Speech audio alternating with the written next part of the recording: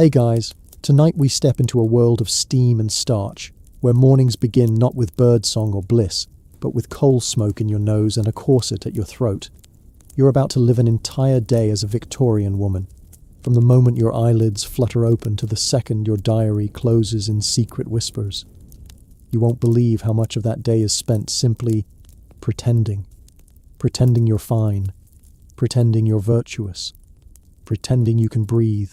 And yes, pretending you don't want to scream into a lace-trimmed pillow. All right, before you get too cozy, go ahead and smash that like button and subscribe, but only if your heart says yes. Let me know in the comments where you're listening from and what time it is for you. Dim the lights, get that fan going for some background vibes, and let's chill into tonight's little adventure. You wake up before the sun even considers it. The fire in your bedroom grate has long gone out. Your breath fogs visibly in the air. It's freezing. And no, there is no central heating, just the coal residue in your lungs and the itch of yesterday's stale soot clinging to your sheets. You're not allowed to start your day by pulling the blankets higher. That would delay the inevitable. Somewhere below, a maid, likely younger than you and twice as tired, is stoking the fire, boiling water, and preparing the kettle. You don't envy her, but you don't exactly have the luxury of relaxing either. The bell rings, you ring back, and within minutes she enters with a basin of water that is never quite warm enough, along with your underthings for the day. Chemise, stockings, petticoat, corset. Oh, the corset. It's time. She helps you into the garment as you stand half numb in your shift. You grip the bedpost.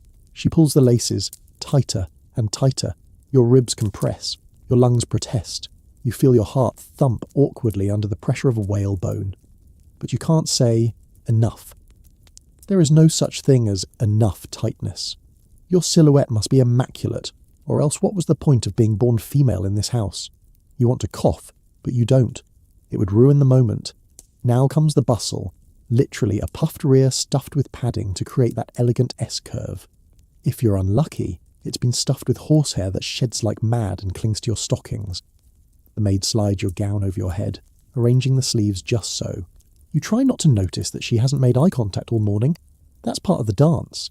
If you're of a higher rank, your dress was chosen for you. If you're merely middle class, you still need to pick something appropriate for receiving no one and going nowhere.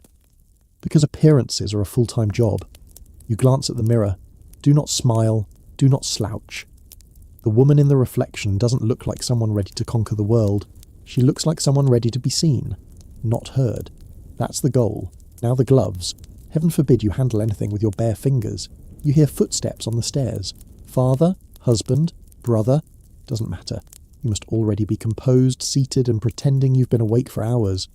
Bonus points if your needlework is strategically placed on your lap like you've been quietly toiling. Breakfast is downstairs, but before that, hair. If you're lucky, your maid is skilled. If you're not, she's creative. Because your hair must be curled, pinned, puffed, or braided, sometimes all three, into something that matches your social rank, age, and marital status. And if you're preparing for a good match, it better whisper desirable, but not desperate. You try to ignore the tugging. The bobby pins bite. Your scalp stings from the previous day's rag curls, twisted overnight in a sleep that wasn't restful. You wince. She says nothing. Neither do you. It's only morning, and already your body's a battlefield of restraint. Steel on your torso, pins in your scalp, a smile plastered where comfort used to live. By the time you stand, dressed and coiffed and barely breathing, you look like a porcelain figure, immaculate, composed, and eerily fragile, and you're still not allowed to eat yet. You descend the stairs as if your joints were made of porcelain, because if you so much as stumble, the sound of a misstep might summon questions. Are you unwell? Have you been out of sorts lately? Is something wrong with your digestion? Or worse, your temperament? In Victorian England, a bruised shin can somehow become a character flaw. Downstairs, the breakfast room smells faintly of overboiled eggs and weak black tea. The men of the house are already seated. Father folds his newspaper deliberately, the rustle signalling that conversation may now begin, but only if you've got the right kind of voice. You're offered a slice of toast, plain. The butter is there, of course, but you'd better not be the first to use it. You say thank you, cut delicately, and chew with purpose. Eating isn't really the point. Looking decorative while you eat? That's the act. If you're married, your husband might remark on the weather. If you're not, the silence stretches. Your role is to observe and smile. Speak only when spoken to. A misplaced comment at breakfast can get you disinvited from dinner. This is the power of mornings in your world. They shape the tone of your entire day. You don't own this house. You curate it with your behaviour. Now, if you're not a lady upstairs but a maid downstairs, the situation flips. Yet somehow gets worse. You're already 3 hours into your day, and your corset, if you have one, is second-hand and sweat-stained. You started with lighting fires across a house that is always too cold, washing linens your own family couldn't afford to soil, and perhaps most painfully, serving food you'll never eat. While the mistress pecks at toast, you're scrubbing the pan it came from. You learn to be invisible, not silent, because you still get orders barked at you all day, but unseen. There's an art to it. Walking without sound, moving before you're noticed, disappearing just in time. And if you're very unlucky, you're what the Victorians called a maid of all work. That's code for no rest. One woman doing the jobs of 3, washing, cleaning, cooking, sewing, tending to children, emptying chamber pots, and all this while dodging the master's eye, which might linger too long if no one's looking. One girl named Lottie once wrote to her sister that she hadn't sat down in 14 hours. Her only reward? A pat of leftover butter and some dry toast eaten in the scullery after dark. And that was a good day. Meanwhile, upstairs again, your breakfast ends. You rise only after the men do, never before. You thank the cook you didn't speak to, and you head back to your room, not to rest, but to recompose yourself. The corset stays on. You don't get to breathe deeply until much later tonight, if ever. On your vanity table lies a small ceramic bowl holding lavender water. You dab it onto your wrists and neck. It doesn't mask the scent of discomfort, but it does let you pretend for a moment that life is gentler than it is. Outside your window, a horse cart rumbles by. Somewhere, a factory whistle blows. A reminder that, even if you don't leave the house, time is moving forward. And so must you. You stand straighter. You check the pins in your hair. You smooth the creases in your dress. Time to start the real part of your day. The part where you smile, nod, and navigate a world that pretends you don't have a mind of your own. You don't get to decide whether you want to do your hair today. That decision was made before you were born. A lady's head is a public sculpture, on display for the hallway mirror, the drawing room guests, the judgmental eyes of an aunt who knows the look of a girl who's letting herself go. After breakfast, you return to your dressing room for what might be the most time-consuming performance of the morning, your hair. If you're wealthy, you sit on a cushioned stool while your maid begins the ritual. She doesn't ask what you'd like. She already knows, because last week you asked for ringlets, and your cousin whispered behind her fan that curls are for fast girls.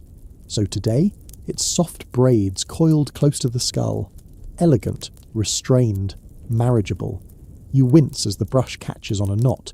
She tugs. You pretend not to feel it. You'd think after years of this your scalp would be made of leather. But no. Some mornings it feels like every strand is attached to your soul. And then come the hot tongs. Yes, heated curling irons, heated over a flame, held near your temples, by someone who's had 1 cup of tea and slept 4 hours. You hold your breath while the metal sizzles. It smells like scorched patience and singed hair. But you say nothing, because a well-coiffed head is the closest thing to a weapon you'll carry today. If you're middle class, you're probably doing this yourself. Your arm goes numb holding the iron at the correct angle. You try not to flinch as your own hand betrays you. If you burn your forehead, you'll have to walk around all day pretending it's a beauty mark. And if you're the maid doing the curling, you're not just styling a lady's hair, you're sculpting her future. A loose curl could offend a suitor's mother. A hair out of place could ruin a proposal. No pressure, right? In some households, hair is washed only once a month.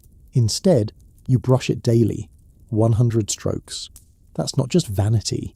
It's part ritual, part hygiene, part submission. You bend your head, close your eyes, and submit to routine. Victorian ladies often wore pads or hair rats. Yes, that's the real term. Made from their own discarded hair to give volume to buns and braids. You've saved a little pouch of your own fallen strands in a drawer. You're not sure if that's resourceful or vaguely unsettling. Either way, it's what's expected. But here's the real kicker.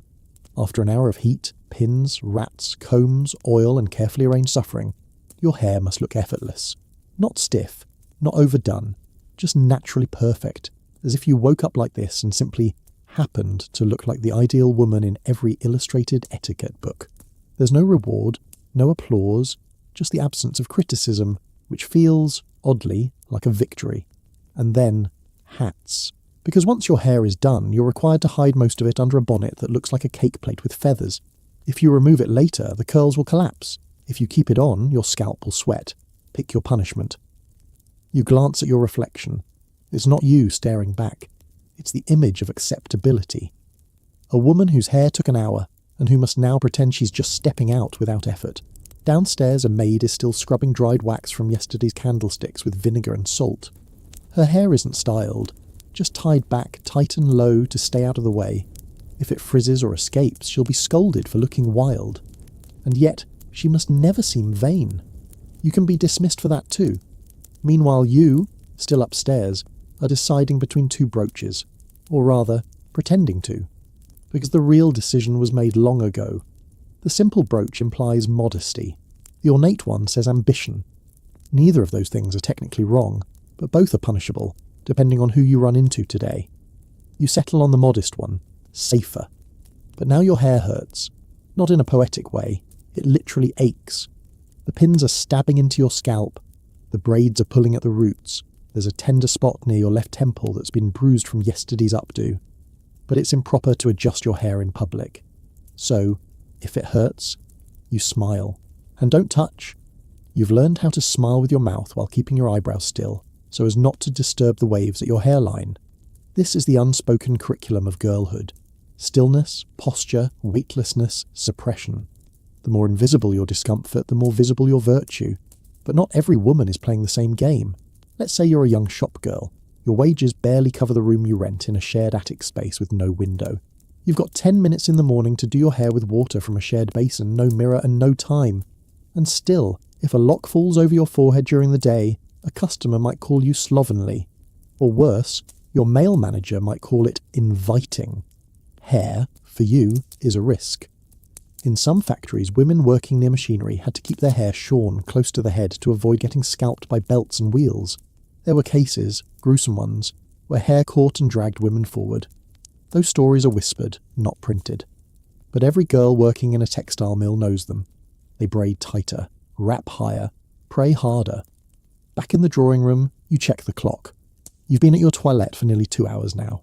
You've burned your scalp, plucked stray hairs, scented your neck, curled and recurled, and pinned your dignity into a shape that will last just long enough to fool a visitor or two. Why?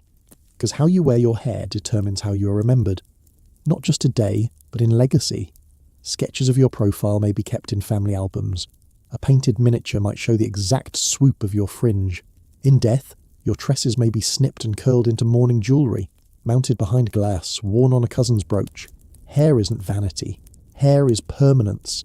And yet you're expected to act like it's nothing. You finally step out of your room, forehead gleaming faintly, neck already stiff. You don't know yet whether you'll be walking, calling, sitting or fainting today, but you do know you'll be doing it while your skull throbs and your hair refuses to move. The day has only just begun. You're ready to be watched. You make your way toward the breakfast room again, not to eat, but to linger, to be seen. It's still morning, but now your presence becomes a performance. The breakfast table has shifted, the men have gone, the newspaper is folded precisely as if never touched. Crumbs are brushed away. The tea is lukewarm, and now, at last, your role begins. You sit with your hands delicately folded. A slice of toast rests on your plate, untouched. You sip a thimble-sized portion of tea and murmur a pleasantry to your mother or chaperone. You're not hungry, not allowed to be. You're available, in the social sense. A well-placed breakfast sighting might lead to an invitation, and an invitation might lead to something better. Security, marriage, stability, or at least fewer questions from Aunt Lydia. There's an order to it all. The bread first, then the egg, then perhaps a bit of kipper, but only if someone else starts first. Everything is choreographed, unspoken, and soaked in silent tension. You're not here to nourish. You're here to prove that you know your place in the hierarchy. If your family is lower middle class, you might actually eat, but quickly, modestly, and in the kitchen. If you're upper middle or gentry, you're supervised by the very furniture. The heavy sideboard watches you. The portrait of your grandmother seems to sneer. And if you're a servant, you serve, you pour the tea, You hold the tray. You stand until your back hurts, and once dismissed, you scurry to the back kitchen for whatever's left. You must not be seen chewing in the hallway. That could cost you your place. Meals aren't about food, they're about structure. Even the table itself reflects this. A long mahogany plank, often with the man at the head and the women along the sides. You're not just sitting, you're placed. Placed in birth order, in beauty order, in usefulness. A less favoured daughter might be seated closer to the wall, it's not overt, but you notice, and God help you if there's a guest. Then it's all fanfare and friction. Your napkin must be folded into your lap before you touch your fork. Your sleeves must be neither too short nor too frilly.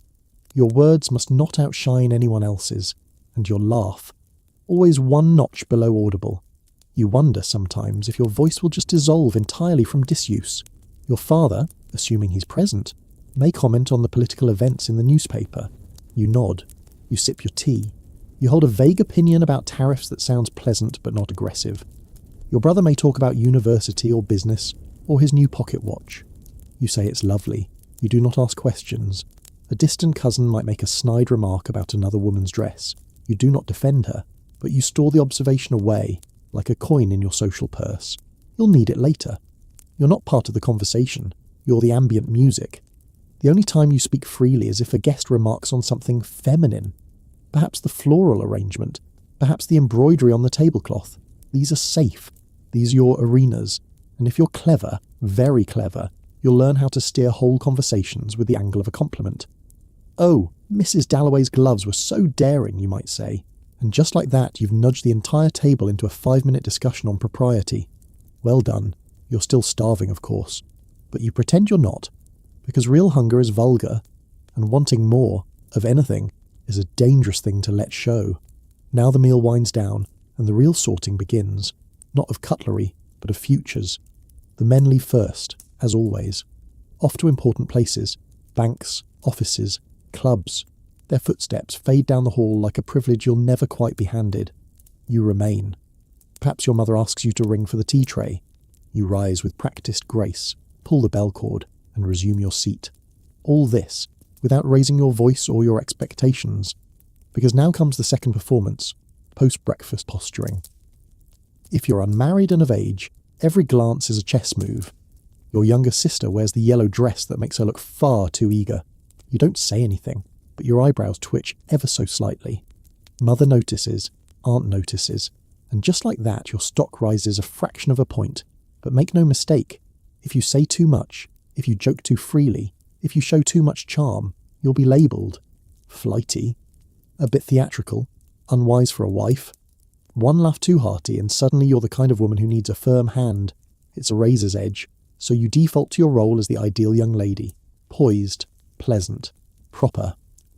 You ask a servant politely for more tea, even though it's lukewarm and tastes like regret. You compliment your cousin's shawl, even though it scratches your eyes with its brightness. You nod when someone mentions the vicar's sermon, even though you nearly fell asleep in the pew. Meanwhile, back in the kitchen, the cook is shouting. The eggs were too runny for Sir, the sausages were overdone for Madam, and now the scullery maid has to hide her blistered hands under her apron. Breakfast lingers for the upper class, but downstairs, it's an ordeal best forgotten as quickly as possible. But up here, in the velvet chairs and the soft rustle of crinoline, everything stretches. You're expected to linger, chat lightly, smile politely at the clock. One girl in your circle, let's call her Eleanor, once dared to excuse herself early after breakfast citing a headache. A week later, a rumour surfaced. Nervous disposition, they whispered. Poor girl, might not be up to running a household. She was never invited to that family's picnic again. This is the truth they don't print in etiquette books. You're not only performing to attract a husband, you're performing to keep your place among women. The scrutiny is sharper, the forgiveness thinner. Eventually a calling card arrives, a small, cream-coloured rectangle that holds the weight of your entire afternoon. Someone intends to drop by. Perhaps a neighbour, perhaps a mother of an eligible son, perhaps, scandalously, a woman who recently returned from the continent and might, heaven forbid, have opinions. Your mother eyes the card. She nods. Your day is no longer your own. You rise, not because you're dismissed, but because it is time to vanish upstairs once more and prepare to be seen again. Your footsteps are silent. Your corset creaks slightly. You catch a glimpse of yourself in the hallway mirror and wonder, not for the first time, if anyone would notice if you simply slipped outside and kept walking. But no, there's toast to nibble, gloves to choose, and a guest to impress. And so you return to your room, not to rest, but to reload. Now let's rewind the morning and step sideways, into a different kind of house. You're still a woman in Victorian England, but there is no breakfast room here. No maid to lace your corset. No faint scent of lavender water. There's only the sharp bite of lye, the hiss of boiling water, and the sting of cracked red fingers submerged in it. Because this time, you're not a lady of the house. You're a laundress, and your day starts before dawn. You rise in a shared cold room where 6 other women sleep in shifts. There's no time to comb your hair or sit at a vanity. Your apron goes on before your boots do. Your hands are already raw from yesterday's soap, but the pile of stained linens hasn't shrunk overnight. It never does. You head straight to the wash house, out back if you're lucky, in a shared alley if you're not. The air is thick with steam and the sour smell of human effort. A neighbour is already hunched over a wash tub, her breath forming little clouds of defeat. There's no polite conversation here, no embroidered napkins or polite bites of toast, only grunts, splashes, and the sound of someone cursing under her breath because the soap's run out again. Your job is relentless and invisible, but don't be mistaken, it's also vital. You're responsible for making the wealthier women appear clean, respectable, and sweetly scented. Without you, their gowns would yellow, their reputation would stain, their husbands would notice, and no one must let that happen. So, you scrub. With lye soap that peels the skin from your knuckles, with water so hot it feels alive, with brushes that don't soften with time. The burns on your forearms aren't accidents, they're occupational hazards. And unlike the ladies upstairs who dread breakfast conversation, your dread comes in the form of a hem stained with something you can't identify. Because if it doesn't come out, the housekeeper might dock your pay. Or worse, accuse you of carelessness. And carelessness, in a world where jobs are scarce and references mean everything, is a sentence. You don't work in silence. Around you, other women whisper, groan, even sing in hoarse voices. One jokes that her fingers are starting to look like boiled sausages. Another mutters something about blood on a nightgown. Someone else's secret she's now responsible for bleaching away. It's a sisterhood, but a bitter one. You're too tired to bond, too sore to laugh. By mid-morning your clothes are soaked, your arms are trembling, and your stomach has been reminding you for an hour that it hasn't seen bread since yesterday's crust. But you press on. You wring out heavy sheets that drip onto your boots. You haul water from the pump, each trip feeling like the slow march of time itself. You hang damp linen across sagging ropes, your fingers freezing as they pinch and pin, and maybe, just maybe, you catch a glimpse of a fine lady walking past on the street, gloved and perfumed, her parasol the colour of a fresh peach. You wonder what her hands look like. You wonder if she's ever bled into her bathwater from cracked knuckles. You wonder how it feels to rest. But you don't have time to wonder long. A child has knocked over the soap basin, your blouse is soaked again, and there's a second load still to be done before the noon bell. You dip your hands back into the water, grit your teeth, and scrub. Because being tired is not a reason to stop, not for women like you. By noon, the heat in the wash house is unbearable. Your face is flushed, not from embarrassment, but from the scalding air and exertion. The back of your dress is damp. Your corset, if you even own one, is laced loosely, out of necessity, not modesty. You'd remove it entirely if you weren't terrified of being seen undressed by your employer, or some sanctimonious neighbour with an opinion. You glance down at your hands. They're swollen and wrinkled, the nails darkened and chipped. Some laundresses rub lard into their fingertips at night, hoping to soften the cracks before they bleed. It rarely works. One girl in your building, Lucy, lost the tip of her finger to a rusted washtub edge and couldn't work for 3 days. She was evicted on the 4th. So no, you don't complain about the cold, or the heat, or the blood under your nails. You just work faster. Midday brings a change. Not relief, but a shift in rhythm. The clothes are now wrung, rinsed and flapped crisply onto lines or drying racks. But the worst part, the starching and pressing. The starch solution is made of boiled flour or potatoes, depending on what's available, and smells vaguely of rot and desperation. You stir it with a wooden paddle, then drag collars and cuffs through it before drying them flat. Once dry, it's time for the iron. And Victorian irons aren't friendly appliances. They're solid cast iron bricks heated on a stove or coal fire. No temperature control, no forgiveness. You test the heat by spitting on the iron surface to see if it sizzles. You pray it doesn't scorch the fabric or your arm. Many laundresses bear permanent scars on their forearms from accidental brushes with the iron's edge. A moment's distraction can leave a welt that lasts years, and if you burn a customer's item, you may have to repay it from wages you haven't yet earned. But the worst burn isn't on your skin, it's in the pit of your stomach, when you overhear the lady of the house scoff that her washerwoman left streaks again, as if her pristine blouse just grows magically from her wardrobe like a daisy in spring. You don't get credit, you get complaints. You press the sleeve of a fine lawn shirt, knowing full well the man who owns it wouldn't meet your eye if you passed him in the street. He'd look through you like steam, and yet here you are, smoothing the fabric that will rest against his back closer than any kiss. Sometimes, though, strange little gifts fall from pockets. A forgotten coin, a silk ribbon, a pressed flower from a gentleman's letter to a mistress. You never steal, but you remember. You tuck these fragments away in your mind like secrets. They remind you the world above you is built on illusion. The rich pretend to be pure, the poor pretend to be invisible. You've scrubbed the evidence of both. By late afternoon, the work eases, but there's no end, only pause. You still have to sweep the floors, clean the tubs, and drag the now heavy drying linens inside before nightfall. Your back aches, your shoulders slump. You still have to carry a basket up 2 flights of stairs to your rented attic, and you haven't eaten yet. Not really. But for now, you sit on a stool near the door and let the cold air hit your cheeks. And in that 1 minute before the next chore calls, you remember something strange. You're still a woman, not just a washer, not just a body, not just a pair of arms. You're you, even if no one sees it. Even if it washes away each morning like suds down a drain. Back in the warm drawing rooms of the genteel world, you've had your tea, your hair is pinned, and your corset is creaking politely with each inhale. Now comes the part no one writes poems about, the hour of the housewife. Yes, you are technically at home, but you're not idle. You're the silent axis upon which the entire house spins, not because you wield authority openly, no, that would be vulgar, but because everything must move around your orchestrated will, disguised as gentle suggestion. You begin with the household ledger.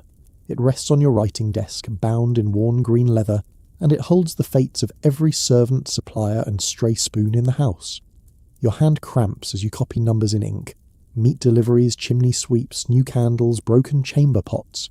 Coal again. Always coal. You're not supposed to know numbers, but heaven help the butcher if his invoice is off by half a shilling. You do not call this work, of course. That would be unfeminine.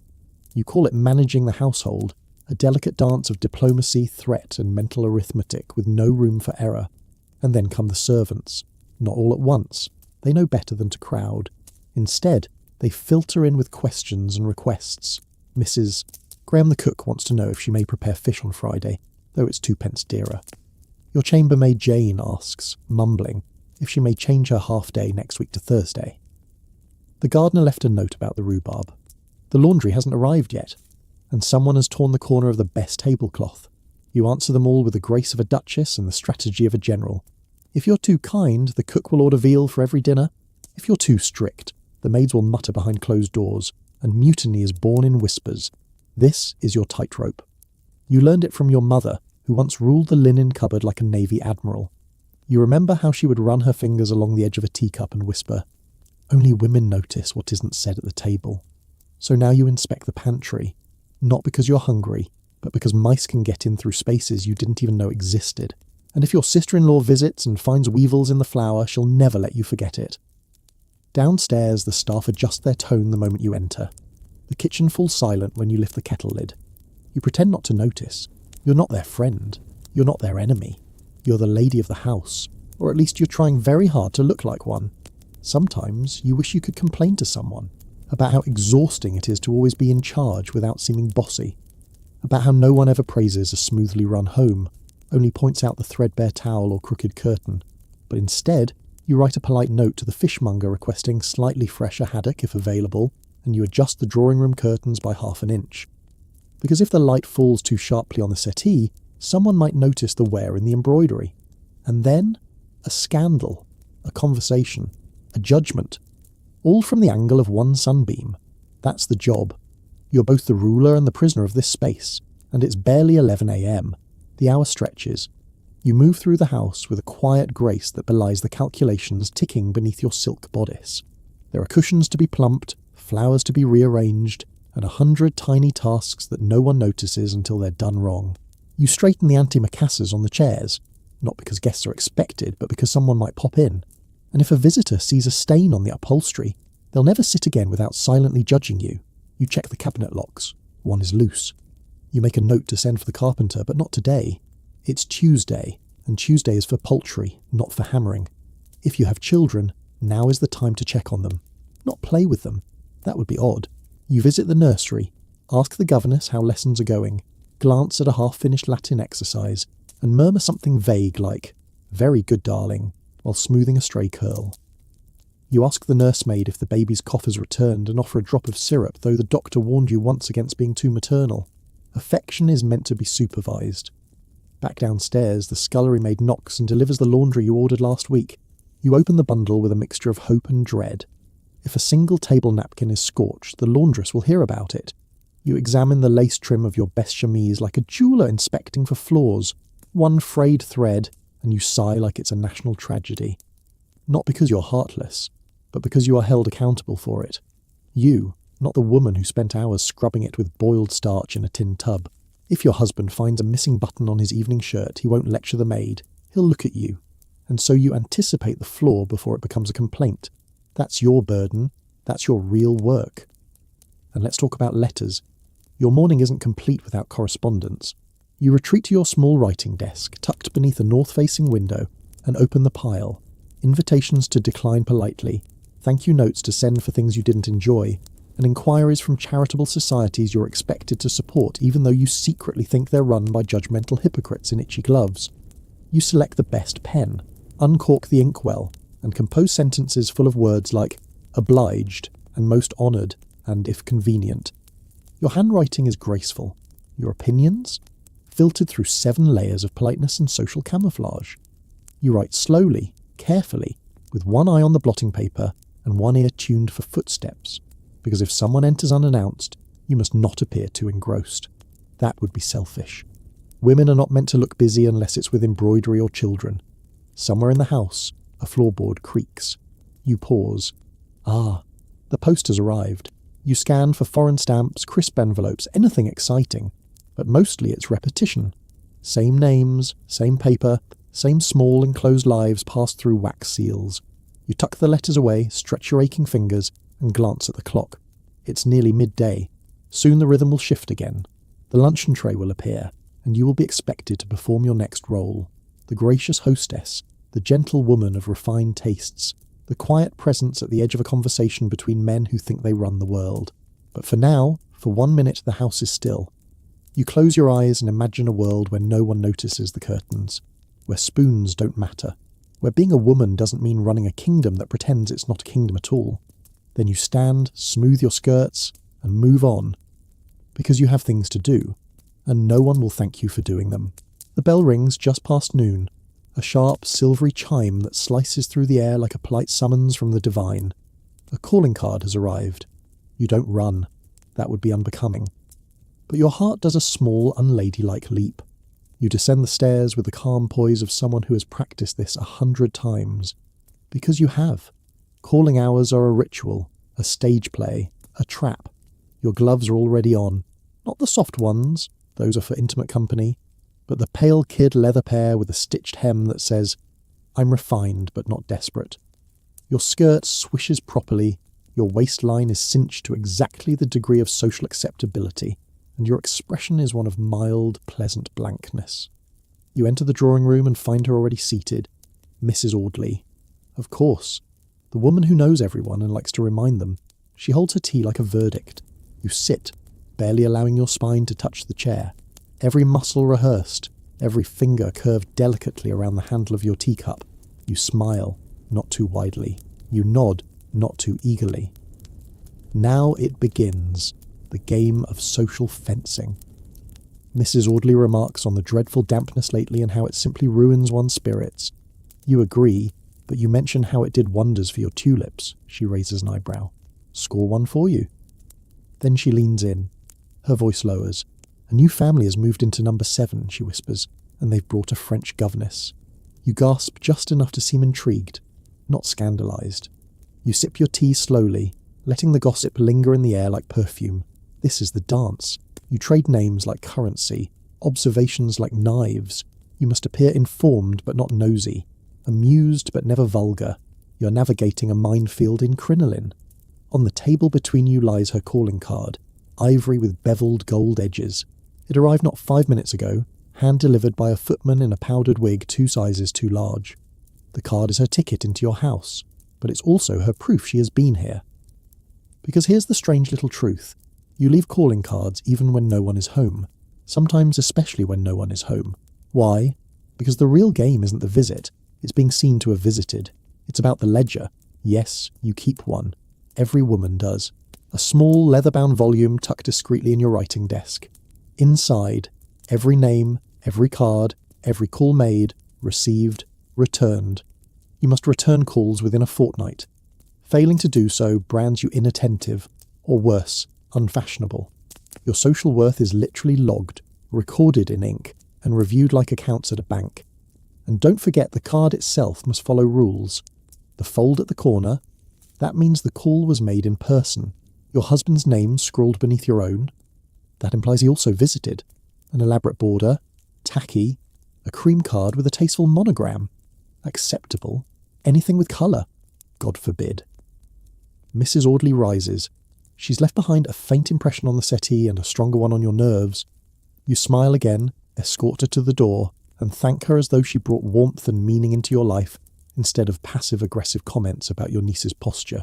Once the door shuts, you exhale, but only for a second, because now you must visit someone, lest you fall behind in the delicate web of reciprocal etiquette.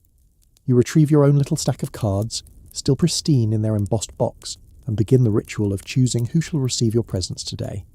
You don't have to say a word. You just leave a card and vanish. You're not building friendships. You're constructing reputation, one card at a time. The carriage rocks gently as you sit primly inside, card case in lap, destination determined. You're not off to tea, you're not going shopping. You're making calls, a term that sounds social, almost friendly, but in practice is more like a military campaign in petticoats. You'll stop at 4 or 5 houses, perhaps more if your gloves stay clean and your posture holds. You won't see anyone, ideally. The perfect call is one where no one is home. You leave your card with a butler and continue down the street with your dignity intact and your hem unsullied. But sometimes, oh no, they are home. The door opens, a servant leads you in, and now you're perched once again on someone else's sofa, sipping someone else's lukewarm tea, complimenting someone else's curtains. Your ankles are crossed just so. Your words must sparkle without piercing. Your tone must be warm without melting into familiarity. And don't speak too much, or too little, or too smart, or too silly. One woman, just last month, mentioned a book she read, an actual novel, and it wasn't by Sir Walter Scott. Scandalous! They still talk about it. Calling is supposed to be brief, 15 minutes ideally, but it stretches depending on the company. You must always be the one to stand first, signalling the end of the visit. Any longer, and you risk appearing too eager. You step out. The footman hands you into the carriage again. You smooth your skirts, check your gloves for lint, and ready the next card. On to number 12.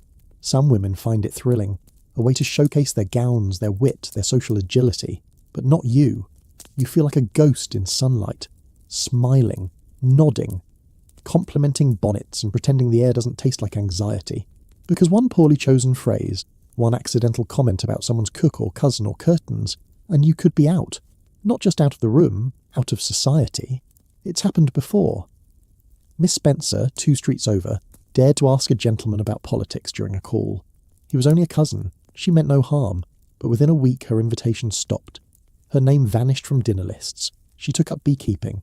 You make a note to never mention bees. Sometimes, to liven the calls, women bring small calling gifts. A posy, a new recipe, a ribbon from their last shopping trip. Not for generosity, but for leverage.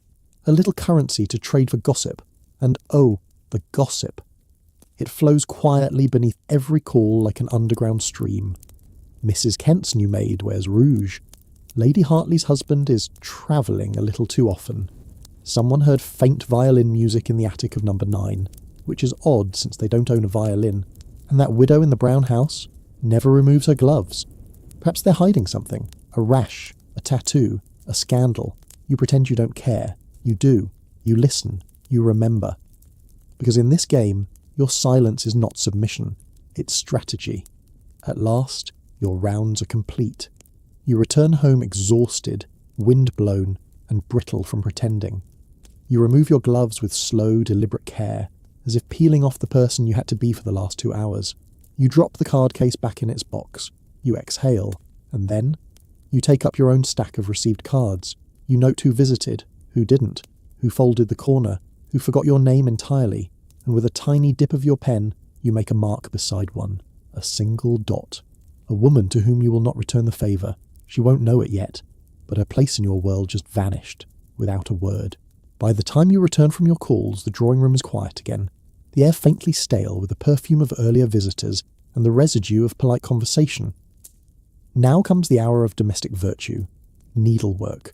Not because something truly needs mending, but because a woman must appear industrious at all times. God forbid anyone think you are idle, so you sit by the window, sunlight pooling onto your lap, and lift your embroidery hoop.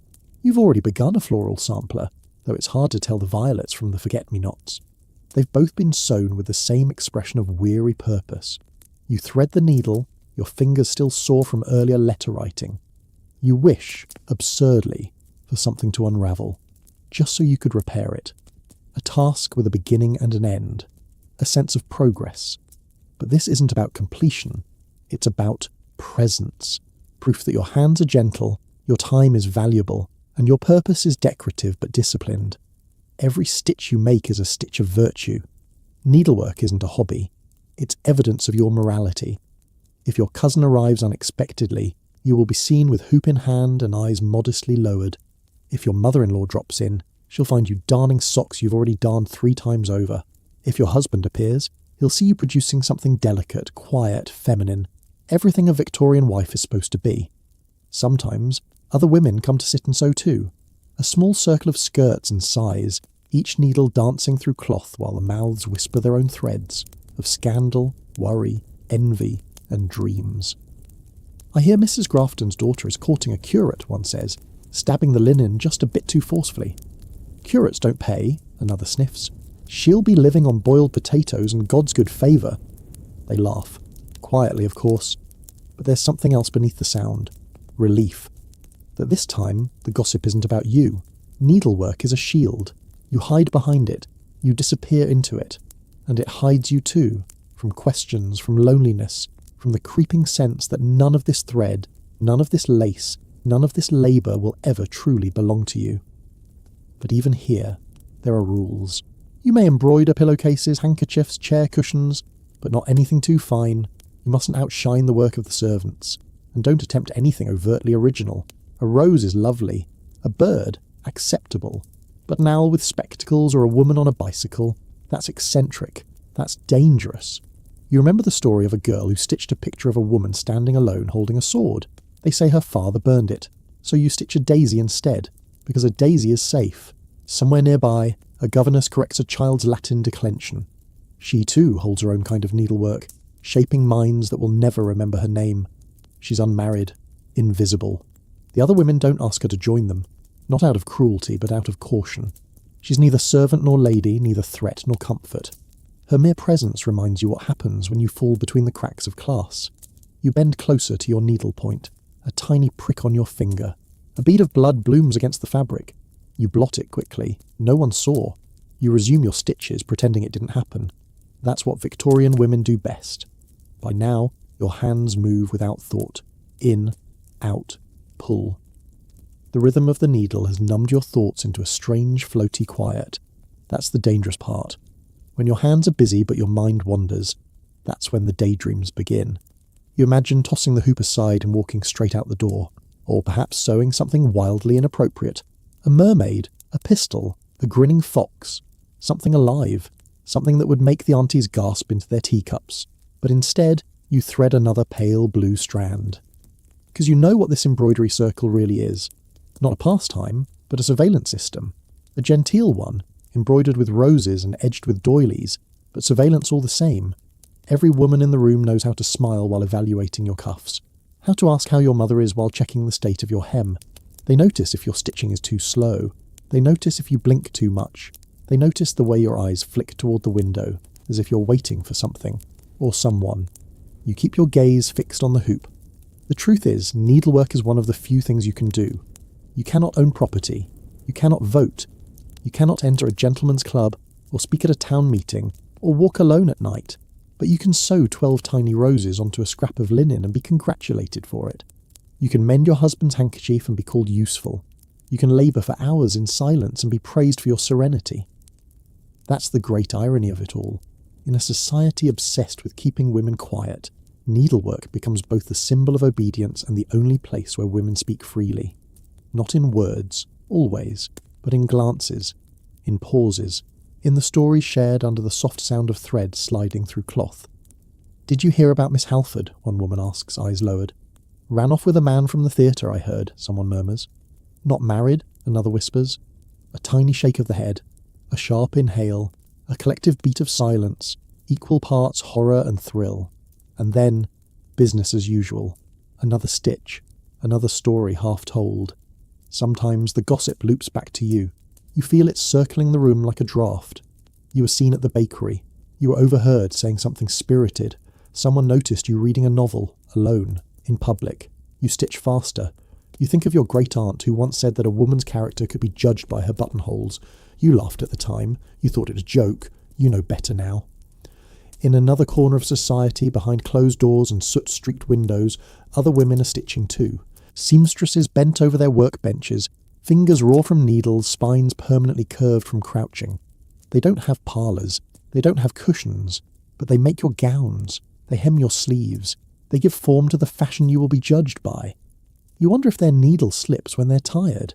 If they ever cry into the seams. You wonder if they stitch, like you do, in silence. But dream loudly. The sun has shifted now. Your hoop casts a perfect circle of shadow on your skirts. Someone offers to ring for tea.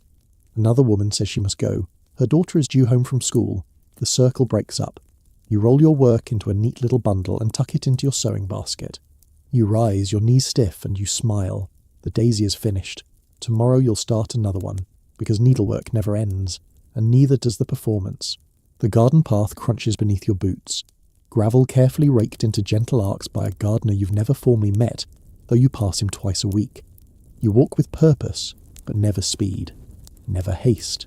Everything about you must suggest leisure, even if your mind is calculating your next 10 moves like a chessboard built of hydrangeas and veiled judgment. The other women stroll beside you in delicate pairs, parasols tilted just so. Their cheeks are pink, not from exertion, but from the expectation of vitality. The sunlight glances off your bonnet. You nod when someone points out the roses. You comment on the box hedges. You do not mention that your stays are cutting into your ribs. This is not a walk for pleasure. This is a promenade, a mobile audition. For whom? It depends. If you're unmarried, it's a march across a battlefield, dressed like a bride, hoping no one notices the metaphor.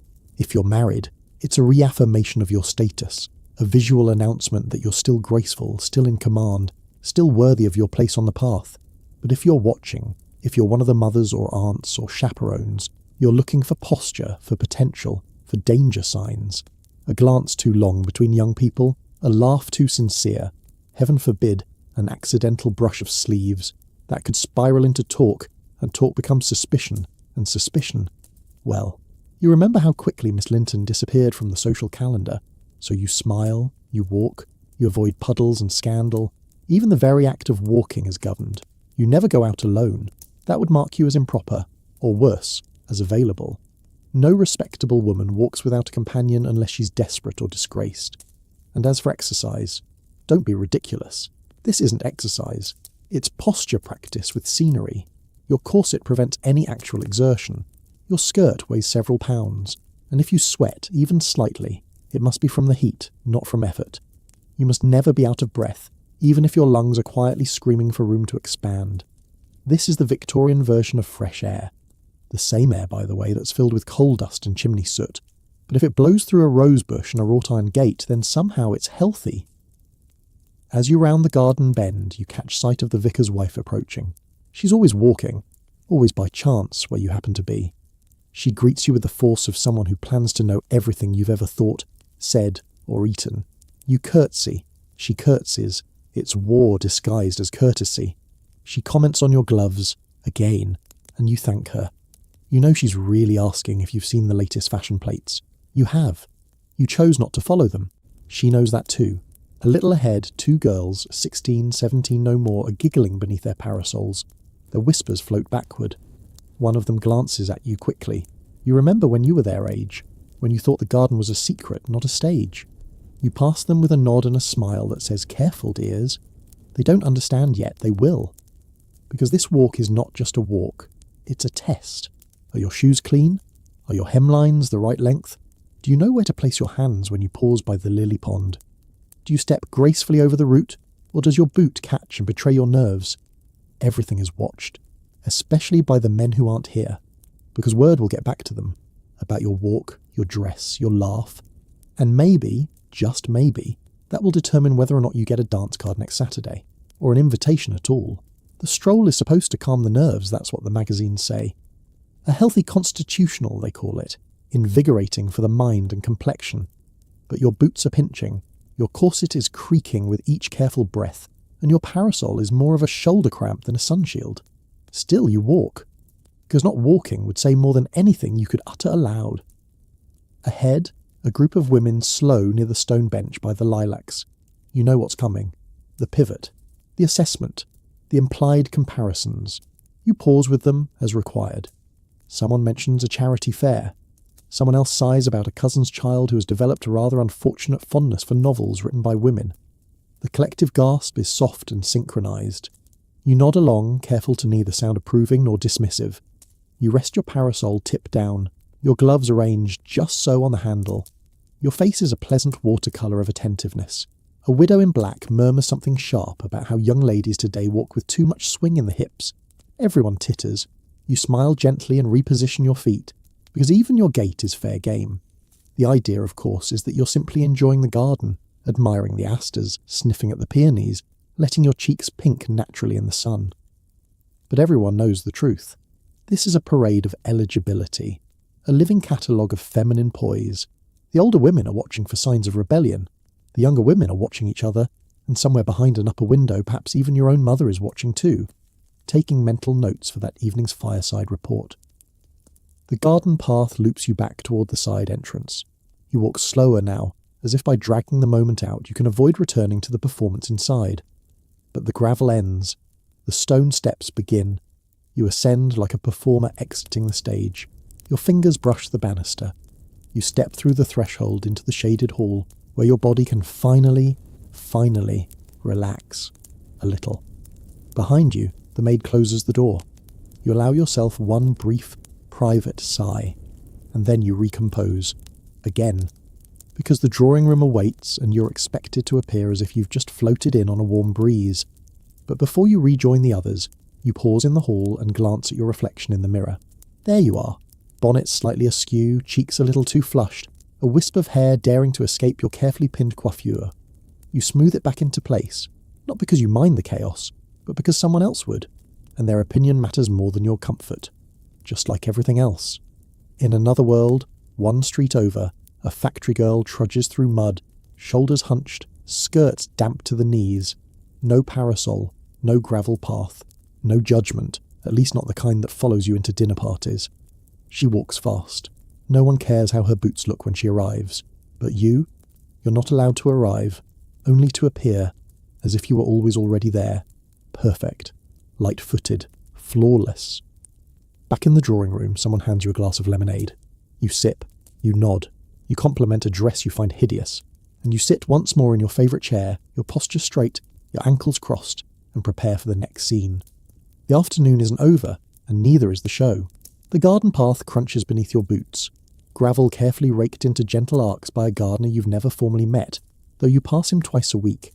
You walk with purpose, but never speed, never haste. Everything about you must suggest leisure, even if your mind is calculating your next 10 moves like a chessboard built of hydrangeas and veiled judgment. The other women stroll beside you in delicate pairs, parasols tilted just so.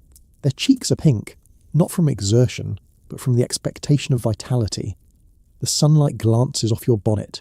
You nod when someone points out the roses. You comment on the box hedges. You do not mention that your stays are cutting into your ribs. This is not a walk for pleasure. This is a promenade, a mobile audition. For whom? It depends. If you're unmarried, it's a march across a battlefield, dressed like a bride, hoping no one notices the metaphor. If you're married, it's a reaffirmation of your status, a visual announcement that you're still graceful, still in command, still worthy of your place on the path. But if you're watching, if you're one of the mothers or aunts or chaperones, you're looking for posture, for potential, for danger signs. A glance too long between young people, a laugh too sincere, heaven forbid, an accidental brush of sleeves that could spiral into talk, and talk becomes suspicion, and suspicion, well, you remember how quickly Miss Linton disappeared from the social calendar, so you smile, you walk, you avoid puddles and scandal. Even the very act of walking is governed. You never go out alone. That would mark you as improper, or worse, as available. No respectable woman walks without a companion unless she's desperate or disgraced. And as for exercise, don't be ridiculous. This isn't exercise. It's posture practice with scenery. Your corset prevents any actual exertion. Your skirt weighs several pounds, and if you sweat, even slightly, it must be from the heat, not from effort. You must never be out of breath, even if your lungs are quietly screaming for room to expand. This is the Victorian version of fresh air. The same air, by the way, that's filled with coal dust and chimney soot. But if it blows through a rose bush and a wrought iron gate, then somehow it's healthy. As you round the garden bend, you catch sight of the vicar's wife approaching. She's always walking, always by chance where you happen to be. She greets you with the force of someone who plans to know everything you've ever thought, said, or eaten. You curtsy. She curtsies. It's war disguised as courtesy. She comments on your gloves, again, and you thank her. You know she's really asking if you've seen the latest fashion plates. You have. You chose not to follow them. She knows that too. A little ahead, two girls, 16, 17 no more, are giggling beneath their parasols. Their whispers float backward. One of them glances at you quickly. You remember when you were their age, when you thought the garden was a secret, not a stage. You pass them with a nod and a smile that says, "Careful, dears. They don't understand yet, they will. Because this walk is not just a walk, it's a test. Are your shoes clean? Are your hemlines the right length? Do you know where to place your hands when you pause by the lily pond? Do you step gracefully over the root? Or does your boot catch and betray your nerves? Everything is watched, especially by the men who aren't here. Because word will get back to them about your walk, your dress, your laugh. And maybe, just maybe, that will determine whether or not you get a dance card next Saturday, or an invitation at all. The stroll is supposed to calm the nerves, that's what the magazines say. A healthy constitutional, they call it, invigorating for the mind and complexion. But your boots are pinching, your corset is creaking with each careful breath, and your parasol is more of a shoulder cramp than a sunshield. Still, you walk, because not walking would say more than anything you could utter aloud. Ahead, a group of women slow near the stone bench by the lilacs. You know what's coming. The pivot, the assessment, the implied comparisons. You pause with them, as required. Someone mentions a charity fair. Someone else sighs about a cousin's child who has developed a rather unfortunate fondness for novels written by women. The collective gasp is soft and synchronized. You nod along, careful to neither sound approving nor dismissive.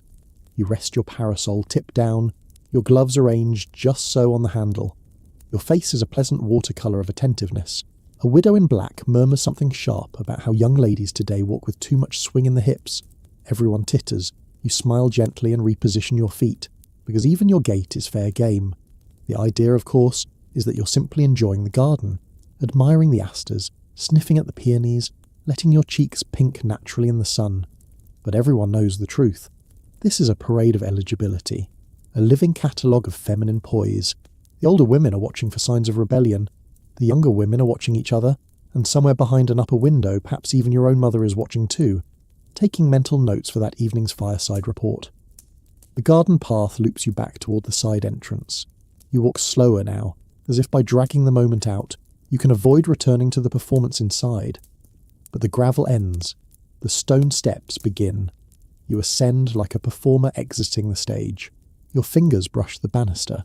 You step through the threshold into the shaded hall, where your body can finally relax.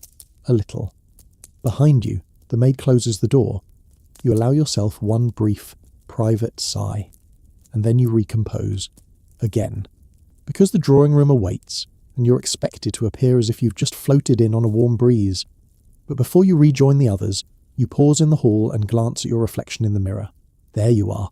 Bonnet slightly askew, cheeks a little too flushed, a wisp of hair daring to escape your carefully pinned coiffure. You smooth it back into place, not because you mind the chaos, but because someone else would, and their opinion matters more than your comfort, just like everything else. In another world, one street over, a factory girl trudges through mud, shoulders hunched, skirts damp to the knees. No parasol, no gravel path, no judgment, at least not the kind that follows you into dinner parties. She walks fast. No one cares how her boots look when she arrives. But you're not allowed to arrive, only to appear, as if you were always already there. Perfect, light-footed, flawless. Back in the drawing room, someone hands you a glass of lemonade. You sip, you nod, you compliment a dress you find hideous, and you sit once more in your favourite chair, your posture straight, your ankles crossed, and prepare for the next scene. The afternoon isn't over, and neither is the show. The afternoon sun slants across the carpet now, long and golden and just a little too warm. The house is quiet in that particular Victorian way, so quiet it becomes heavy. A silence made of ticking clocks, distant footsteps, the occasional clink of porcelain from the pantry. You settle yourself on the settee with a book, not because you're desperate to read, but because reading, when done correctly, makes you look intelligent, refined, contemplative, and safely non-threatening. The book in your hands is poetry. It must be. Novels are frowned upon in some circles, especially the modern ones full of passion, independence, and, heaven forbid, women with opinions. Poetry is safer, especially when it rhymes. You hold the volume open just far enough for the gold leaf edges to catch the light. You turn the pages slowly, reverently. You read the same stanza 4 times because your eyes keep drifting, not to the words, but to the sound of a door closing upstairs, or a footstep that makes you wonder who might be arriving unannounced. You try to focus. The poem is about a lark, or perhaps it's a brook, something gently tragic. Your posture is excellent. If someone walks into the room, they'll see a young lady immersed in elevated thought. Not a woman bored to the marrow. You don't shift your legs. You don't prop your chin in your hand.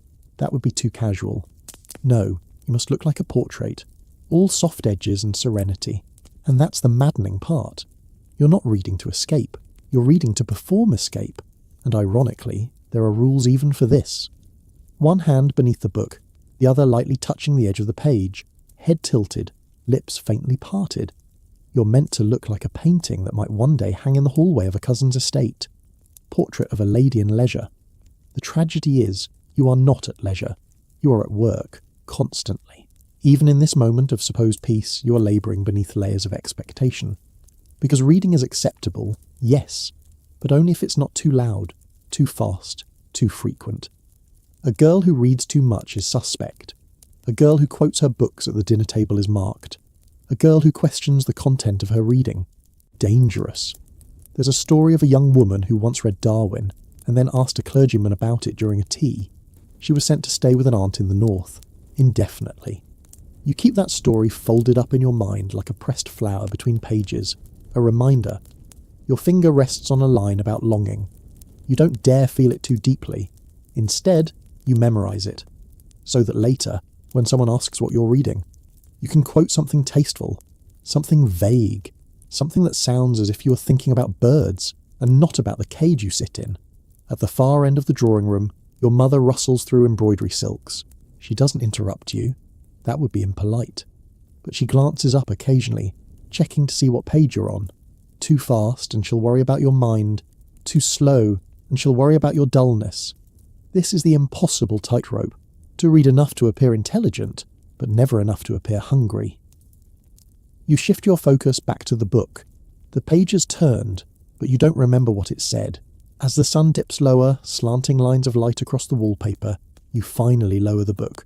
Not because you've finished it, but because you've been holding it long enough to make a statement. Any longer, and someone might think you actually enjoy reading, which is unsettling. You place the book just so on the side table, cover up, spine aligned, as if it too is part of the furniture. Then you rise, gracefully, slowly. You stretch, but only in the way a lady is permitted to stretch. Subtly, with a tilt of the neck and a roll of the shoulders, like a swan rearranging its wings. Your legs are stiff. Your corset groans softly as you shift your weight. You want to yawn, but you swallow it down. Reading, after all, is tiring, but it's nothing compared to what happens when you forget to do it. There was a girl, Eliza, you think her name was, who never developed a taste for reading, or at least never pretended to. She preferred walking in the garden, sketching birds, writing little poems in private. That might have been charming if she hadn't once said aloud that she found Wordsworth dull. She's married now, to a man 20 years her senior who owns a brewery and hates dogs. You wonder if she still writes poems. Reading is, in some ways, your armour. You think of the governess, upstairs now, perhaps reading too, but without the cushion, the parlour, the peace. She reads at night, in the tiny hour between correcting a child's handwriting and darning her own hem. Her books are borrowed, often returned with pages missing. No one praises her for reading. They expect it. Her reading isn't ornamental. It's escape. You envy her a little for that. There's something dangerous about reading for meaning. You've felt it, once, quietly, when a sentence snagged something inside you. A passage that made you feel seen. That felt like it had been written by someone peering through time, straight into your own ribcage. But you folded the page gently, closed the book, and tucked it away.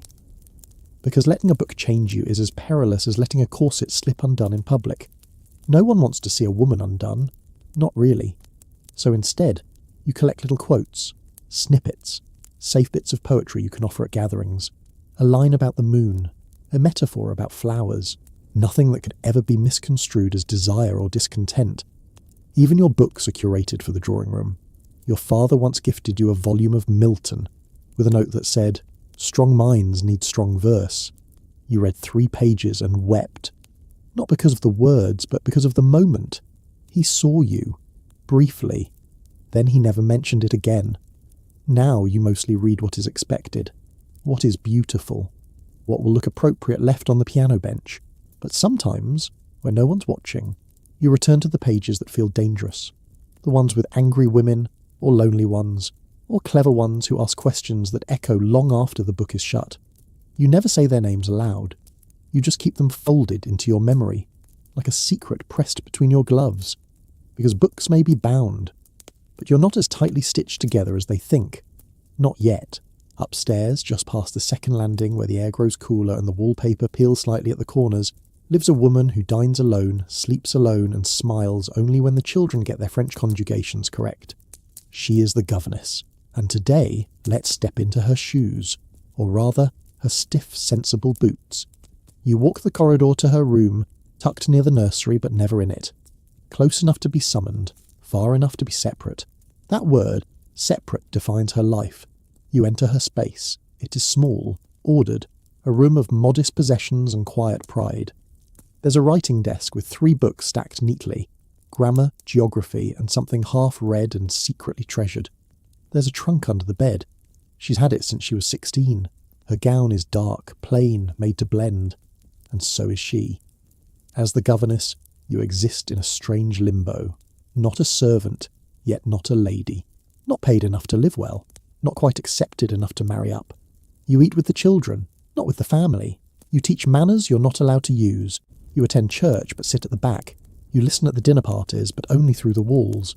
In short, you're indispensable and invisible. You rise early, before the nursemaid, before the first bell.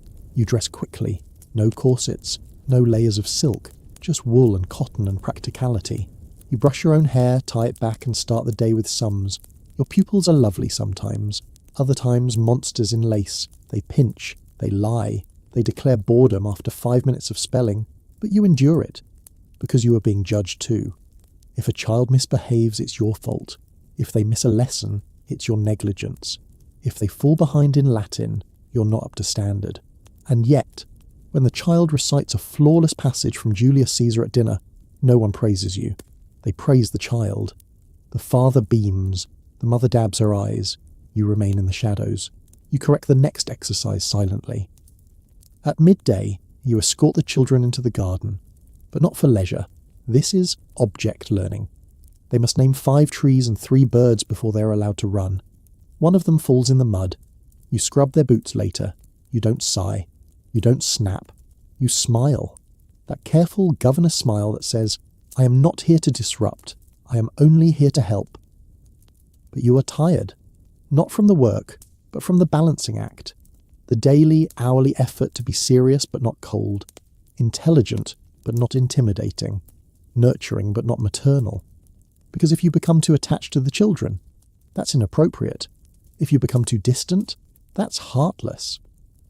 One governess in Hampshire was dismissed for holding a child's hand too long, another for refusing to. You finish the morning lessons in the nursery.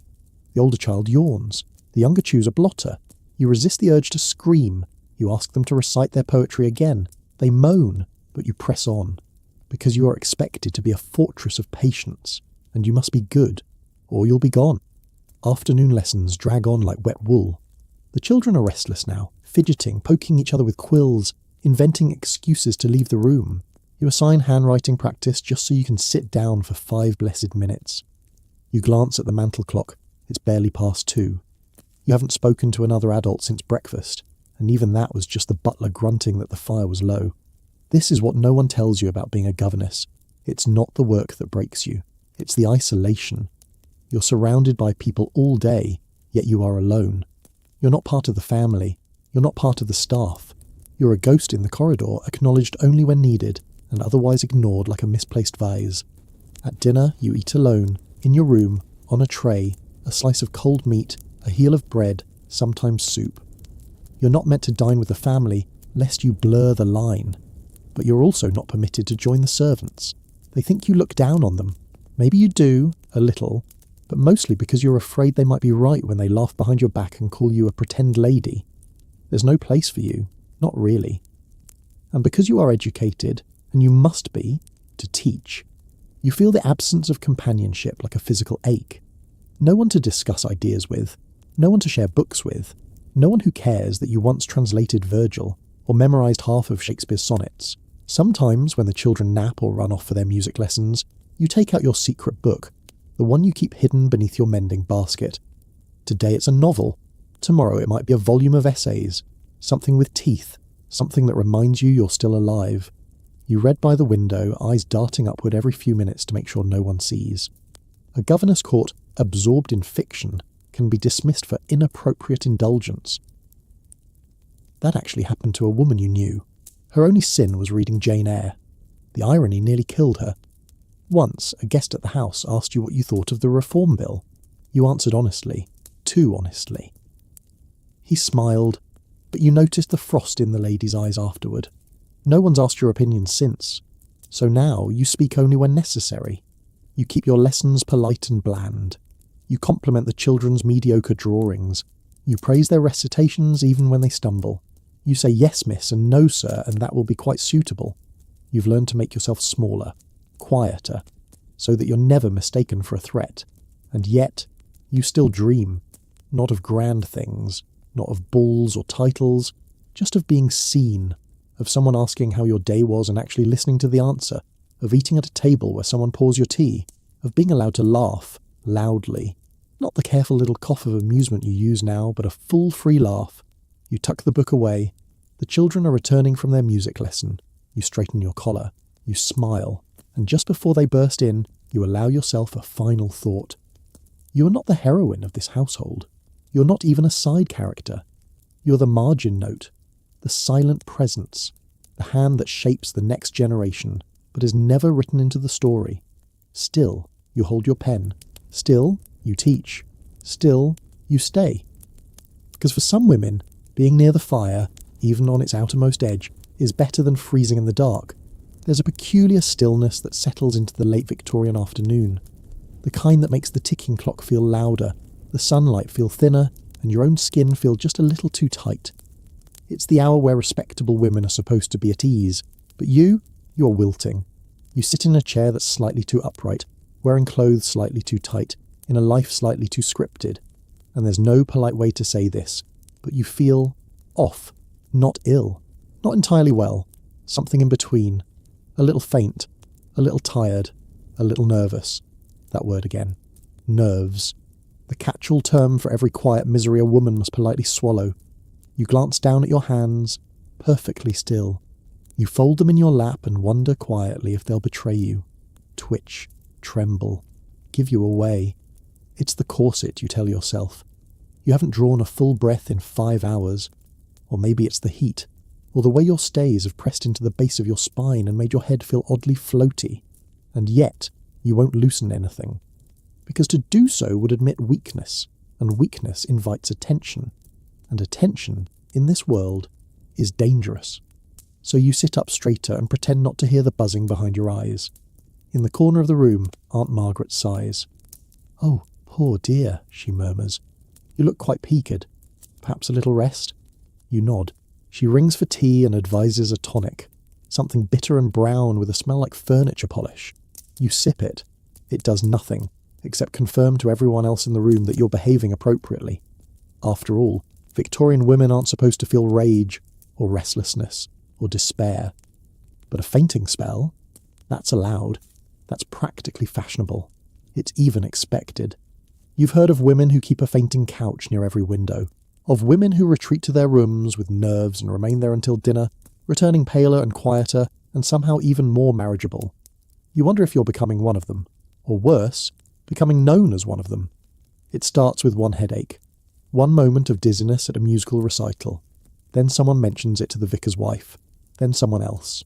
Before you know it, people start offering to carry your packages, pull out your chair, invite your younger sister on walks instead of you, and then you're the fragile one.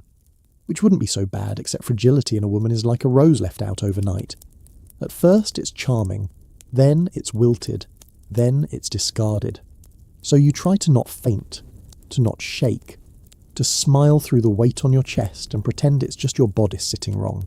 You try to remember who you were before the sighs started, before the word nervous crept into your mother's letters, before the doctor with the slick hair and pale hands began stopping by after church, just to check. You know what he'll say if this gets worse. You've heard it whispered at garden parties. Hysteria. That word, all sharp consonants and sharper consequences.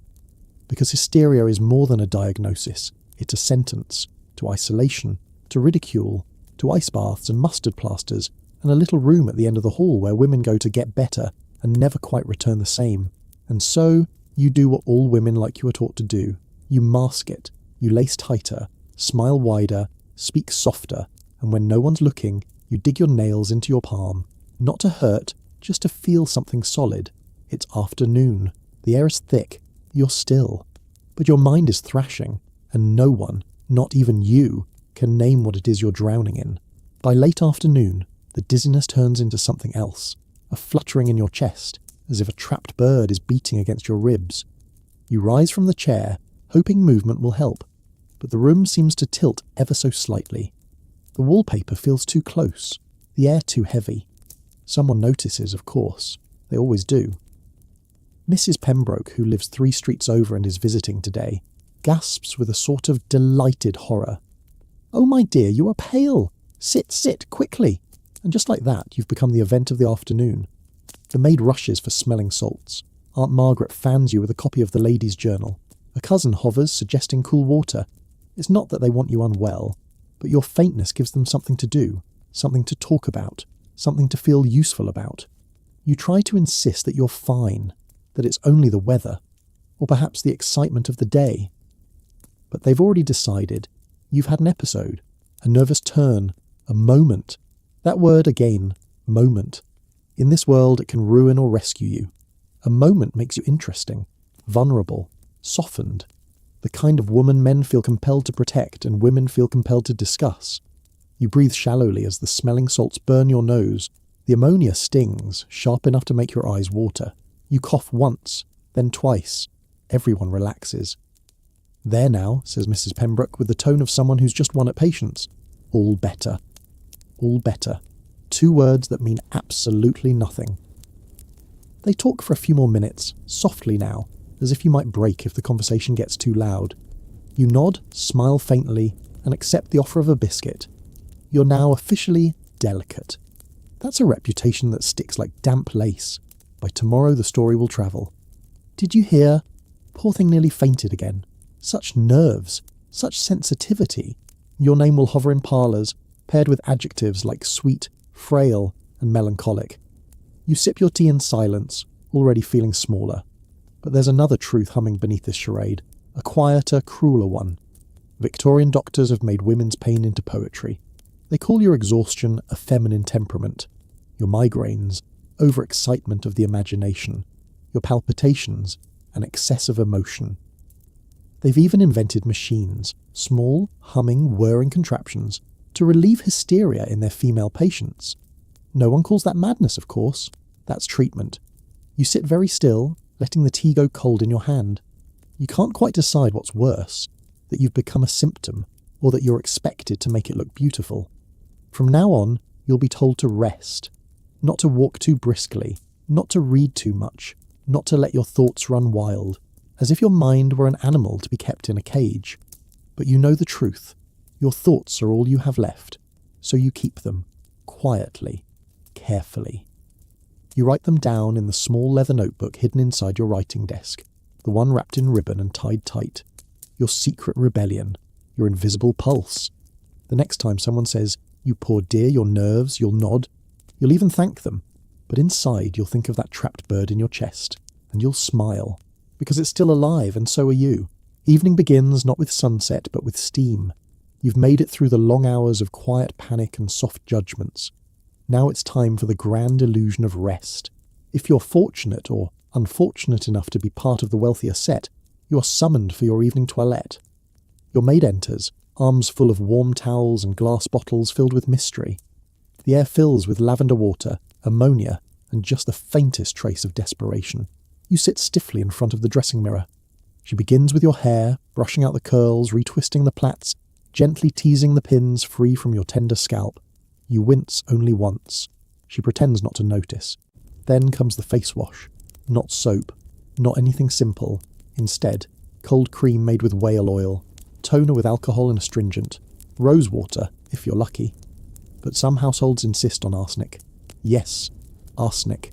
Just a few drops in a lotion, applied to bleach the skin. Pale means pure. Pale means untouched. Pale means marriageable. Never mind that it eats away at the outer layers of your skin. Never mind that it stings. Your cheeks must not glow. They must glimmer. And so, you apply it. Not because you're vain, but because your entire value might depend on how translucent the skin over your cheekbone appears by candlelight at dinner. Your lashes are darkened, not with mascara, which doesn't exist yet, but with lampblack, a powder made from soot, mixed with a bit of saliva, applied with a fingertip, gently. Your lips, pinched, not painted. That would be scandalous. But a discreet bite before entering the drawing room gives them just enough colour to suggest health, not hunger. Your gown for the evening is already laid out on the bed. Silk, structured, low-necked, but not daring. The kind of dress that whispers wealth without screaming seduction. You slip into it with practiced ease.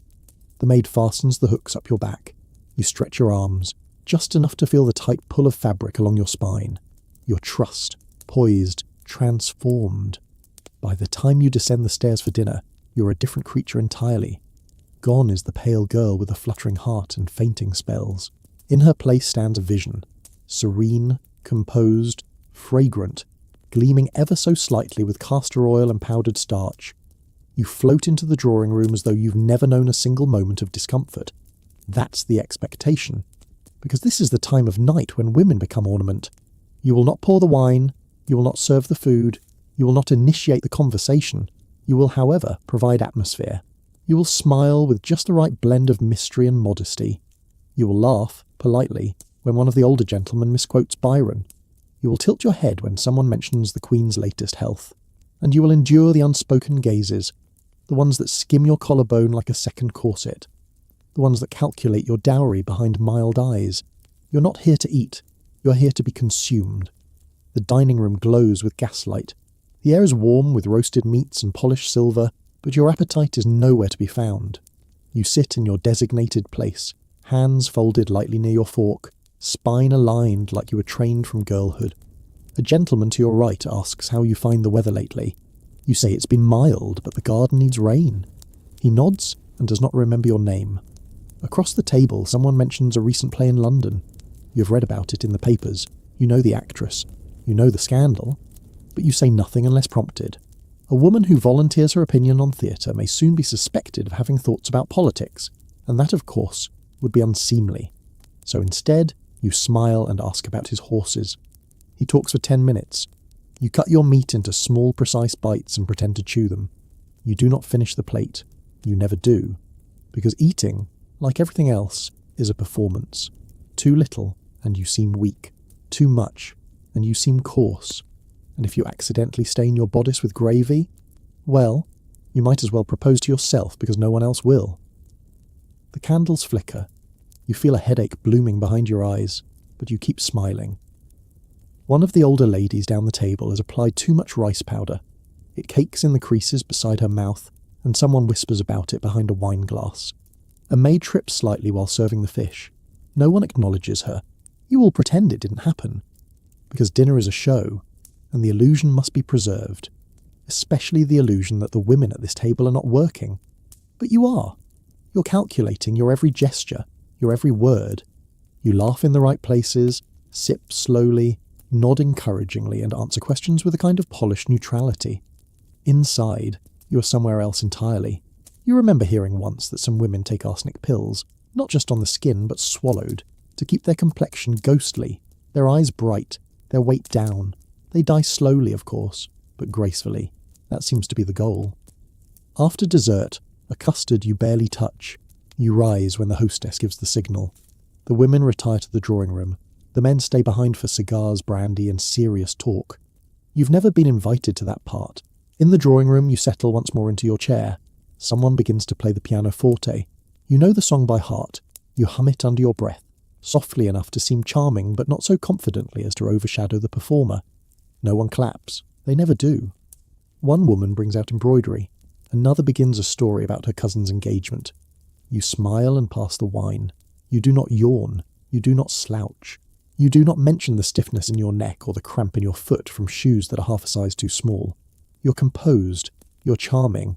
You're exhausted. But when the gentlemen re-enter, smelling of smoke and opinion, you smile again. You look up. You offer a quiet, glimmering version of yourself. The acceptable version. The beautiful surface. And they nod, as if they see you. They don't. They never do. The next morning arrives with the faint ache of yesterday's politeness still lodged between your temples. The scent of coal and starch hangs in the corridor. You move slowly, as if wading through velvet. It's another day, another set of expectations. But this one comes with a different costume. Today, you are charitable. It's written into your week like scripture. Thursday mornings, charity visits. Friday afternoons, sewing circle for orphans. Saturday, perhaps, collecting for the Society for the Relief of Distressed Gentlewomen. The names change, the suffering doesn't. You dress modestly but tastefully, because appearance is part of the virtue. No silk today, too worldly. No pearls, too proud. You choose a grey walking dress with a sober bonnet and gloves that have been cleaned, not new. Your maid nods approvingly. You look suitably kind. Kindness, after all, is a performance too. You step into the carriage clutching a parcel of biscuits and hand-me-downs. You're on your way to do good. The street outside smells of wet stone and horse manure. You try not to breathe too deeply as the carriage rattles toward the poorer quarter. The air there is different, thicker, heavier, full of smoke from 10,000 chimneys and the scent of bread that never quite finishes baking. Children in bare feet dart between carts. Women with shawls pulled tight around their heads carry pails of water up endless stairs. You glance through the window, careful not to stare. Your heart aches, but you tell yourself, this visit matters. You're bringing light. You arrive at a mission house run by the Ladies' Benevolent Association. Inside, it smells of soap and desperation. Other women from your circle are already there, standing in clusters like lilies in a field of thorns. Mrs. Harrow hands you a clipboard. If you could help with distribution, she says. Her tone implies that you might otherwise be idle. You move to the long table where piles of clothing await judgment. You pick up a skirt, patched twice, thin as paper, and fold it carefully. A young mother approaches, her face drawn but proud. She asks softly if she may have one for her daughter. You nod, but Mrs. Harrow shakes her head. We'll see if she's suitable first. The woman flushes, murmurs an apology, and backs away. You feel something twist in your stomach. You're supposed to feel righteous. Instead, you feel small, but you say nothing. This is how charity works here. Not as mercy, but as management. The poor must behave to deserve aid. They must smile, curtsy, thank. Their gratitude must be visible, tidy, photogenic, well, sketch-worthy, since photographs are for the rich. And your role is to witness it all, to prove that goodness exists, that the system works, that your conscience is intact. You hand a loaf of bread to a child with dirt on her cheeks. She takes it, wide-eyed, and says nothing. You smile, the kind of smile that aches behind the teeth. God bless you, you whisper. But as she runs back to her mother, you catch the look the woman gives you. It isn't gratitude, it's pity. You try not to think about it. Because if you do, if you really let yourself feel the imbalance, you might not be able to continue smiling at all. So you straighten the pile of clothing, retie the ribbons around the parcels, and tell yourself you've done your part. You've given. You've cared. You've helped. Haven't you? The day stretches long in the mission house, the kind of weary length that feels like penance. You distribute bread, sort garments, murmur polite condolences to women whose names you forget the instant they curtsy. Around you, the other ladies chatter softly about concerts and recipes. The word hunger never passes anyone's lips. When the baskets are finally empty, the air feels lighter, not because the work is done, because the spectacle is. One by one, the women file out, clutching parcels and promises. A few linger, as if to thank you, but most hurry away. They have lives to resume. You have none to return to, not really. Mrs. Harrow suggests a cup of tea before you leave. You accept. The tea is tepid, the biscuits stale. Still, she beams with satisfaction. It's such a comfort, she sighs, to know we've done good work. You nod, smiling at your own reflection in the fogged window. You look pious, useful, redeemed. But you can't shake the feeling that something is terribly wrong with this version of mercy, this quiet, genteel hunger for other people's pain. The truth is, charity has become a pastime, a replacement for purpose.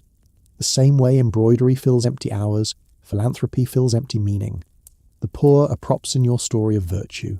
They appear, they suffer, they thank, they vanish. On the carriage ride home, the city blurs by. Chimneys, soot, thin faces at windows. You imagine for a moment stepping out into that other world, walking until your shoes wear through, living without mirrors or manners, just breathing unobserved. But then the thought passes, smothered under layers of silk and duty. You arrive home just before dusk. The house smells faintly of polish and roses. The maid takes your cloak. You should feel accomplished. Instead, you feel like you've just returned from a theatre production in which everyone played their role too well. Upstairs, in your writing room, you open your notebook. You mean to jot down your impressions, something about the virtue of service, perhaps a quote about Christian compassion. But your hand stalls. The words that come out are not pious. They are questions. What if kindness were quiet and unseen? What if help didn't need witnesses? What if charity weren't a ladder between the classes, but a bridge? You close the notebook quickly. Dangerous thoughts, these. Better to keep them private. Better to be thought kind than to risk being thought strange. Downstairs, the evening bell rings. Dinner is served. You smooth your skirts, check your reflection, and descend the stairs with perfect poise. You will smile when asked about your day. You will say the poor are grateful. You will say it felt good to give. Because that's what's expected. That's what's safe. And later, when the house grows quiet and everyone sleeps, you will sit by the window and think of the woman's eyes. The one who pitied you. The one who saw through the lace. The one who knew that good deeds done for appearance are not goodness at all, but vanity dressed as virtue. You will not forget her. Not tonight. Not ever. Night has settled over the city, and the gas lamps flicker faintly against the damp windows. You've changed into your evening gown, the one that cinches a little tighter at the ribs, though you hardly notice anymore. You've been trained not to. Dinner was the same as always. Mild food, mild talk, mild laughter. But tonight your husband seemed distant. Not cold, never cold, just distracted. His gaze lingering on the brandy more than on you. His voice softer when speaking to the widow seated opposite. You tell yourself not to mind. That's what every married woman tells herself in this house, on this street, in this century. You smile, you nod, you keep your voice even. After all, your purpose now is stability, appearances, respectability, and love, if it ever existed, is a private thing, meant to be remembered, not expected. Later, when you retire to your dressing room, you unpin your hair and glance at the mirror. There you are. Still young enough to be looked at, but not so young as to be forgiven. You touch your cheek, still smooth beneath the candlelight, and wonder when it began. This quiet exhaustion you wear like an undergarment no one sees. You remember your wedding morning. The bells, the silk, the thrill of stepping into a carriage with flowers at your feet. You remember thinking, this is the start of everything. You were right, in a way. It was the start of learning just how small a life could be when shared with someone who never asked about your dreams. You didn't expect romance to last forever. No one does. But you thought companionship might. A husband who reads beside you, who listens, who sees. Instead, he sees through you, past you, toward the smoke curling from his cigar. You've learned not to ask questions. Victorian wives don't. When a man stays late at the club, you're supposed to be grateful. He's among his peers. When he leaves town for business, you're to wave from the doorway, smile on your face, handkerchief in hand. When he returns smelling faintly of perfume that isn't yours, you simply ask, "Was your journey pleasant?" No one talks about it, but every woman knows. Infidelity is like the fog. It drifts in, seeps through cracks, and lingers even after the fire's been stoked. It's not scandalous unless someone speaks of it. Silence keeps it respectable. There are women who look the other way and women who lose their minds trying not to. You're somewhere in between. You write in your diary instead. Never names, never dates. Just words like emptiness, aching, cold. And sometimes when you're brave, I miss myself. Once you considered speaking to the doctor. Not about your husband, of course, but about your sleeplessness, your fatigue, the grey fog that never quite lifts. He would have prescribed rest, maybe a change of air, perhaps a female tonic with brandy and laudanum, the cure for everything and nothing. But you didn't go, because deep down you already know what ails you. It's not nerves, it's not faintness, it's the slow erosion of a self that was never allowed to fully exist. You blow out the candle beside the mirror and stand in the quiet. In another room, your husband snores faintly. You wonder if he dreams of anything? You do. You dream of air, of laughter without permission, of waking up one morning and feeling entirely blessedly real. You lie awake longer than you should, the ceiling above you dim and endless. The clock ticks like a pulse, soft but relentless. Each sound seems to measure something. Your patience, your quiet, your life. You roll onto your side and watch the faint glow from the hallway creep across the rug. The house is still, except for the soft murmur of pipes and the faraway clink of glass from the parlour, where your husband sometimes finishes his brandy alone. You used to wait for him. At first, out of affection. Later, out of duty. Now, out of nothing at all. When he does come up, it's always the same. The soft creak of the door, the smell of tobacco and liquor, the careful avoidance of your eyes. He sits on the edge of the bed, removes his shoes, says something like, "Long day." You nod. You murmur, "Of course." There is no anger between you, only politeness, that most efficient kind of distance. You used to think intimacy meant hands and warmth and laughter. But in this world, intimacy means endurance. Two people breathing the same stale air, preserving the illusion of harmony because the alternative would scandalize the neighbours. Sometimes, after he falls asleep, you study his face by the light of the dying candle, the lines at the corners of his mouth, the grey threaded through his hair. You wonder if he ever looks at you when you're not aware. You suspect not. Your own reflection has become your only confidant. The mirror listens, at least. It doesn't interrupt, doesn't dismiss, doesn't sigh when you speak too long. You rise quietly and cross the room, wrapping a shawl around your shoulders. The night air is cold. You open the diary you hide beneath your sewing basket and dip your pen into the inkwell. The nib trembles slightly as you write. He smiled at Mrs. Linton tonight. She laughed too loudly. I said nothing. You pause. You stare at the ink spreading into the fibres of the page. You cross the line out. Then you write again. I said nothing because no one listens. You close the book. You never sign your name. It's safer that way. Safer to let the thoughts float unclaimed, as if someone else had written them. You think about the other wives you know, how Mrs. Pembroke takes laudanum in tea, how Miss Carraway feigns illness every third week so she can spend a day in bed reading secretly, how Mrs. Hartley has started volunteering at the parish just to feel useful. None of you are saints. None of you are sinners. You're all women surviving within narrow walls. each finding small, invisible ways to resist suffocation. Your rebellion is silence. Your weapon is composure. Your secret is that you're not entirely broken yet. Downstairs, a clock chimes midnight. You blow out the candle and slip back into bed beside the man who never really knew you. He stirs, half asleep, murmurs your name as if remembering a dream. You close your eyes. You almost answer. But instead, you let the darkness answer for you. It does so gently, without judgment. And for the first time in days, you sleep. Morning again. The same light, the same chill, the same rhythm of footsteps in the hall. But beneath the quiet, something hums differently. An unease you can't name, like a curtain slightly stirring when all the windows are closed. You dress slowly. The maid laces your corset, her fingers quick, her face expressionless.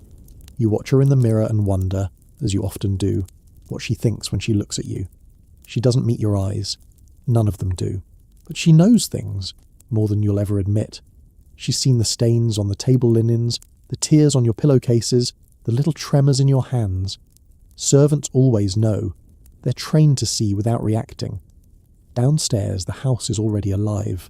The cook bangs pans in the kitchen. Someone is sweeping the corridor. Somewhere a baby cries. Your neighbour's, not yours. You can tell from the sound. You descend the stairs, gloved and polished, stepping carefully to avoid the faint creak of the third step. Your husband is gone already, his walking stick and hat missing from their stand. The butler nods. He's gone into town, madam. Of course he has. You enter the breakfast room, but the smell of yesterday's fire and this morning's bacon feels suffocating. You can't sit still, so you wander. Through the parlour, past the portraits, into the back hallway. You stop at the servant's door. The hum of life is louder here. Clinking dishes, hurried whispers, the rush of boiling water. You've been told never to linger too long beyond this door.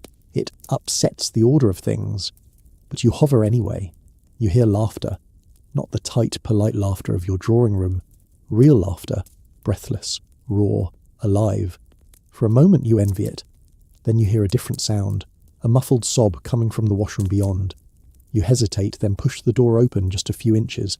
A scullery maid, no more than 16, is kneeling on the floor, scrubbing a copper pot so hard her knuckles have split. She doesn't look up. You say softly, "Are you hurt?" She jumps, startled, and hides her hands behind her apron. "No, mum, just clumsy." Her voice wavers. You recognise it. The tone of someone terrified of consequence. You glance around. The tiles are slick with suds, the air heavy with heat and steam. You see her reflection in the basin water. Eyes red, shoulders trembling, her blouse damp with sweat. You know this exhaustion. You know this silence. It's a different form, but the same disease. For a moment you want to say something human, something kind, but the words lodge in your throat. You're not supposed to be here. You're not supposed to see this. So instead you murmur, "Be careful with that soap. It burns the skin." She nods quickly, grateful but wary. You turn and leave. Back in the hall, the quiet feels heavier than before. You realise that beneath all the embroidered civility, your entire home runs on invisible pain, on people who must never be tired, who must never cry, who must never exist outside their usefulness. And you are one of them too. Your dress is finer, your hands softer, but you're no freer than the girl in the scullery.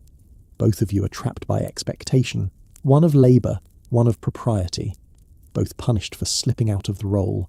You stand there, heart pounding faintly, until the butler appears at the end of the hall. He bows. "Madam, the coal delivery has arrived." And just like that, the moment ends. You nod, smile, return to the drawing room. By the time you sit down again, your face has returned to its practiced calm. But your hands, they're trembling slightly. You hide them beneath your gloves. The day unfolds in perfect, suffocating order. The servants scurry. The bell rings. The house hums like a great clock wound too tightly. And you, the lady of it all, are its quiet pendulum, swinging, polished, necessary. You spend an hour sorting correspondence, another answering none of it. You pace the length of the parlour once, twice, again. You adjust the curtains, though the light was fine. It isn't the fabric that's the problem, it's the stillness. Something in the air feels bruised. You think of the girl in the scullery, her split knuckles, the way she hid her pain like it was shameful. You could almost feel the heat of that room still clinging to your skin. But what haunts you most is not her exhaustion. It's your helplessness. You had every power but the one that mattered. To change anything. You tried to banish the thought. Women in your position aren't meant to dwell on servants' lives. It's unhealthy, your mother once said, to let compassion turn into distraction.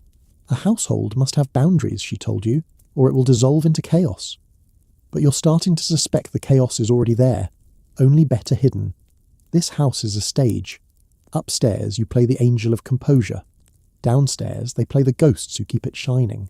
And every day the curtain between your worlds grows thinner. You remember something the cook once muttered when she thought you were out of earshot. We work to make them spotless, and they still see dirt.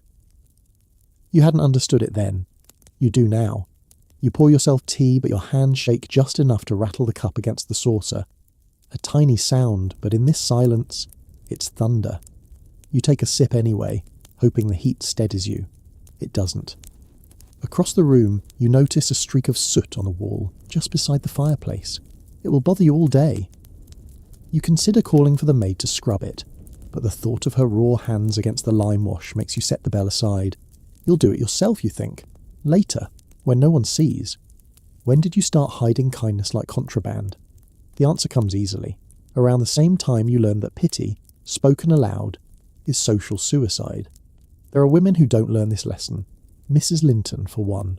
She once paid for a servant's sick child to see a doctor, and the gossip hasn't stopped since. So sentimental, they whispered. So unwise.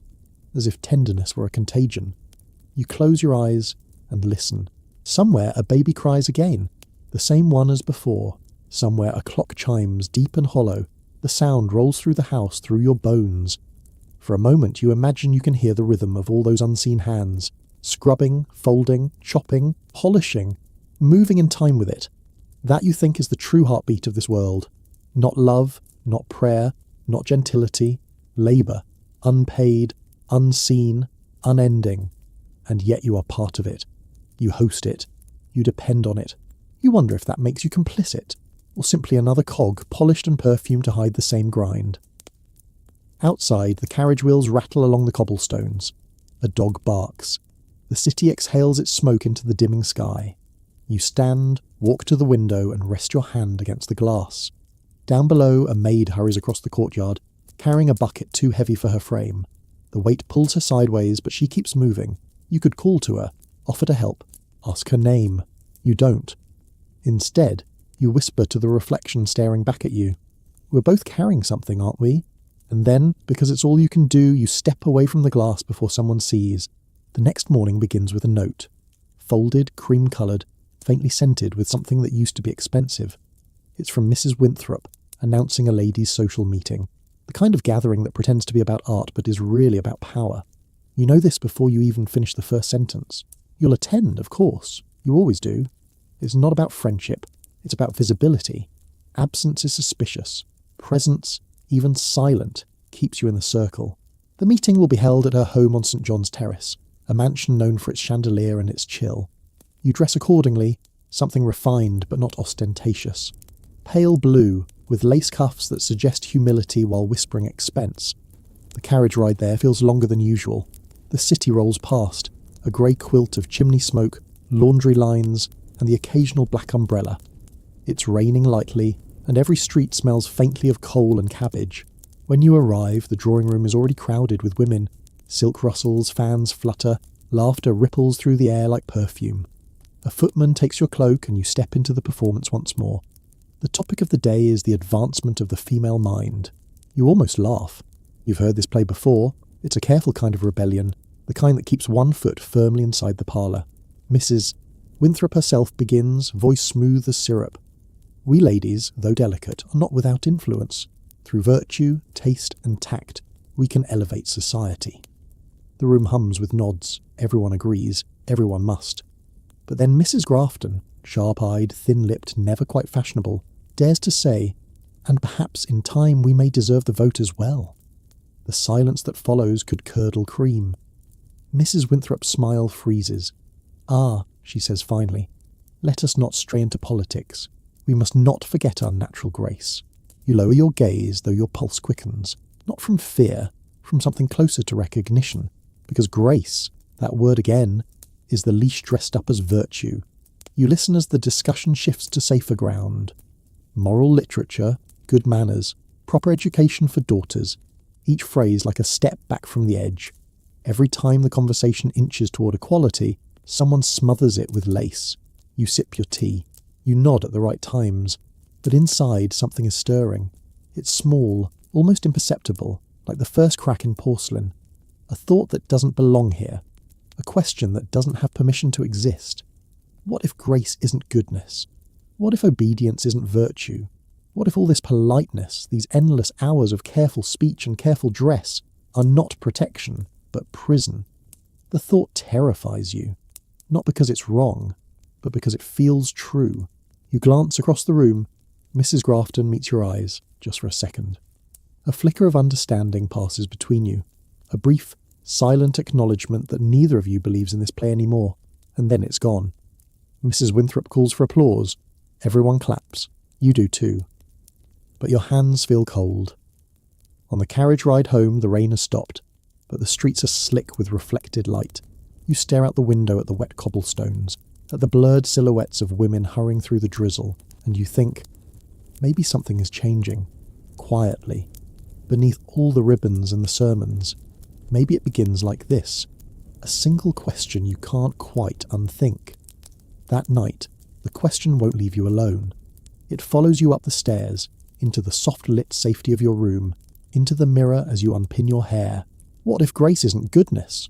What if this entire life, this delicate dance of appearances and gestures, has nothing to do with virtue at all, and everything to do with control? You sit before the dressing mirror, the lamplight catching on the silver comb in your hand. Your reflection looks back, perfect as always, but your face feels unfamiliar, like someone you've been performing for years and can't quite remember how to stop playing. You recall Mrs. Grafton's voice, calm, brave, too bold for the room. You remember the way every pair of eyes turned on her, as if she'd said something profane. You wonder what it cost her to speak that sentence aloud. You imagine her carriage ride home, her husband waiting with questions, her neighbours whispering, the invitations that might not come next week. And still, she said it. You envy her for that. You rise and cross to the writing desk lit by one flickering candle. You open your notebook, the same one you've been filling quietly for months, and dip your pen in ink. This time, you don't hesitate. What if we stopped calling obedience grace? What if silence were not peace, but punishment? What if goodness meant something freer than this? The words come faster than you expect. They pour out, steady, controlled, but burning at the edges. You don't write names. You don't write plans. You only write the truth as you've begun to feel it. You pause. The house creaks faintly. You hear your husband's footsteps somewhere down the hall. You blow on the ink until it dries, then close the notebook and slide it into the false bottom of your sewing box. If anyone found it, you'd be finished. A woman with thoughts too large for her life is a danger to herself and others. You'd be dismissed as fanciful, hysterical, discontented, whatever word makes them most comfortable. You smile at the absurdity of it. The same society that applauds a woman for stitching flowers on linen fears her if she dares to stitch a sentence instead. You stand and cross to the window. The city outside hums faintly, gas lamps glowing through the fog. Somewhere beyond the rooftops, a train whistles, a reminder that the world is moving, even if your own life stands still. You rest your forehead against the cool glass and breathe. It's frightening, this shift inside you, but it's also electric, like waking from a dream you didn't know you were in. You think of all the other women, Mrs. Grafton with her sharp eyes, the governess with her ink-stained fingers, the maid with her raw hands, and wonder if they feel it too. This slow, rising tremor beneath the fabric of their days. You whisper softly, maybe one day. The words fog the glass, then vanish. Behind you, the clock strikes 10. You turn off the lamp, slip into bed. Your husband is already asleep, mouth slightly open, the scent of brandy still clinging faintly to him. You pull the covers up to your chin and close your eyes. For the first time in years, your last thought before sleep isn't about appearances, it's about possibility, and that you realise is its own quiet revolution. The next morning dawns pale and thin, as if the sun itself hesitates to commit. You wake before the servant's bell, mind already restless, the echo of last night's thoughts still humming faintly under your ribs. You try to follow routine, dress, wash, compose yourself. but every movement feels like imitation, a faint replay of a life that's begun to slip slightly out of focus. You keep catching yourself, pausing, staring, wondering. The questions you wrote last night are still waiting, tucked inside your sewing box. You can almost feel them there, pulsing like a small heartbeat in the quiet. Over breakfast, the world appears unchanged. The marmalade glistens, the silver gleams, the newspaper lies folded beside your husband's cup. But when he clears his throat and begins to read aloud, something about a speech in Parliament, you hear it differently this morning. He reads with the authority of a man who assumes his words are truth. You sip your tea and let your gaze rest on the paper, not the print but the spaces between it, the blankness that holds all the things not said. You imagine suddenly what it would be like if women's names filled those spaces, not as wives or benefactors or anonymous contributors, but as voices, loud, messy, real. You almost laugh at yourself. The thought feels dangerous, even here, across the breakfast table from a man who wouldn't call it danger at all, just nonsense. He folds the paper, takes another sip and says absently, "Mrs. Winthrop's speech was well received yesterday, I hear. A sensible woman, that one." You nearly choke on your tea. Sensible.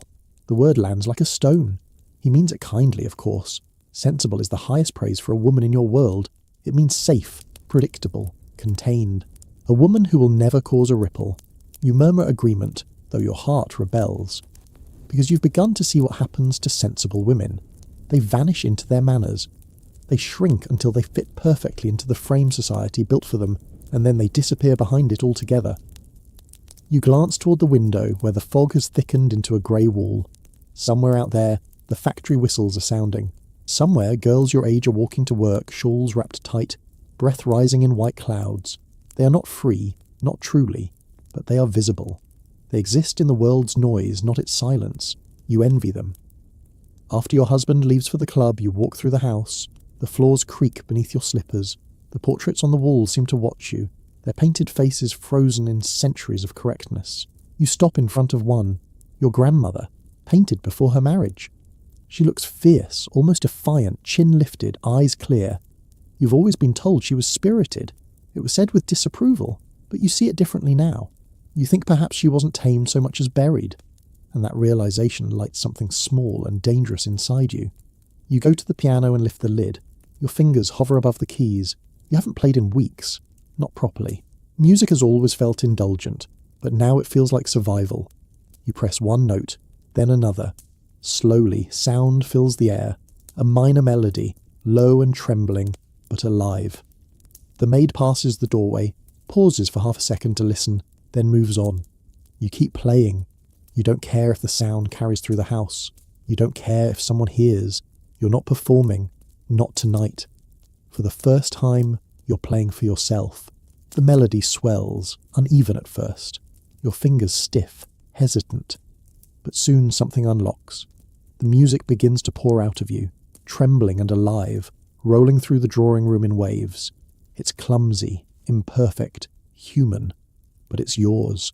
For a moment you forget where you are.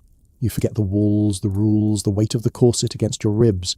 There's only rhythm, breath, sound. You feel your heart keeping time, wild and unrestrained, as if it's been waiting years to be heard. You close your eyes and lean into it. But then, footsteps. The music halts mid-phrase. The silence returns, sharp and immediate. Your fingers freeze above the keys. It's your husband. He stands in the doorway, hat still in hand, expression unreadable. "I thought you didn't play in the mornings," he says lightly, though his tone carries an edge you recognise too well. "I felt like it," you answer, softly. He glances toward the window, as though the sound might have disturbed the neighbours. "It's rather loud," he says after a pause. "You'll wake the house." You want to laugh, to tell him the house has been awake for years, winding itself around both of you, polite and airless and full of ghosts, but you only lower your gaze and nod. "Of course," he smiles faintly, satisfied. "You know, I prefer you when you're quiet. You have a very tranquil nature." The words sting in the way only compliments can when they're meant to keep you small.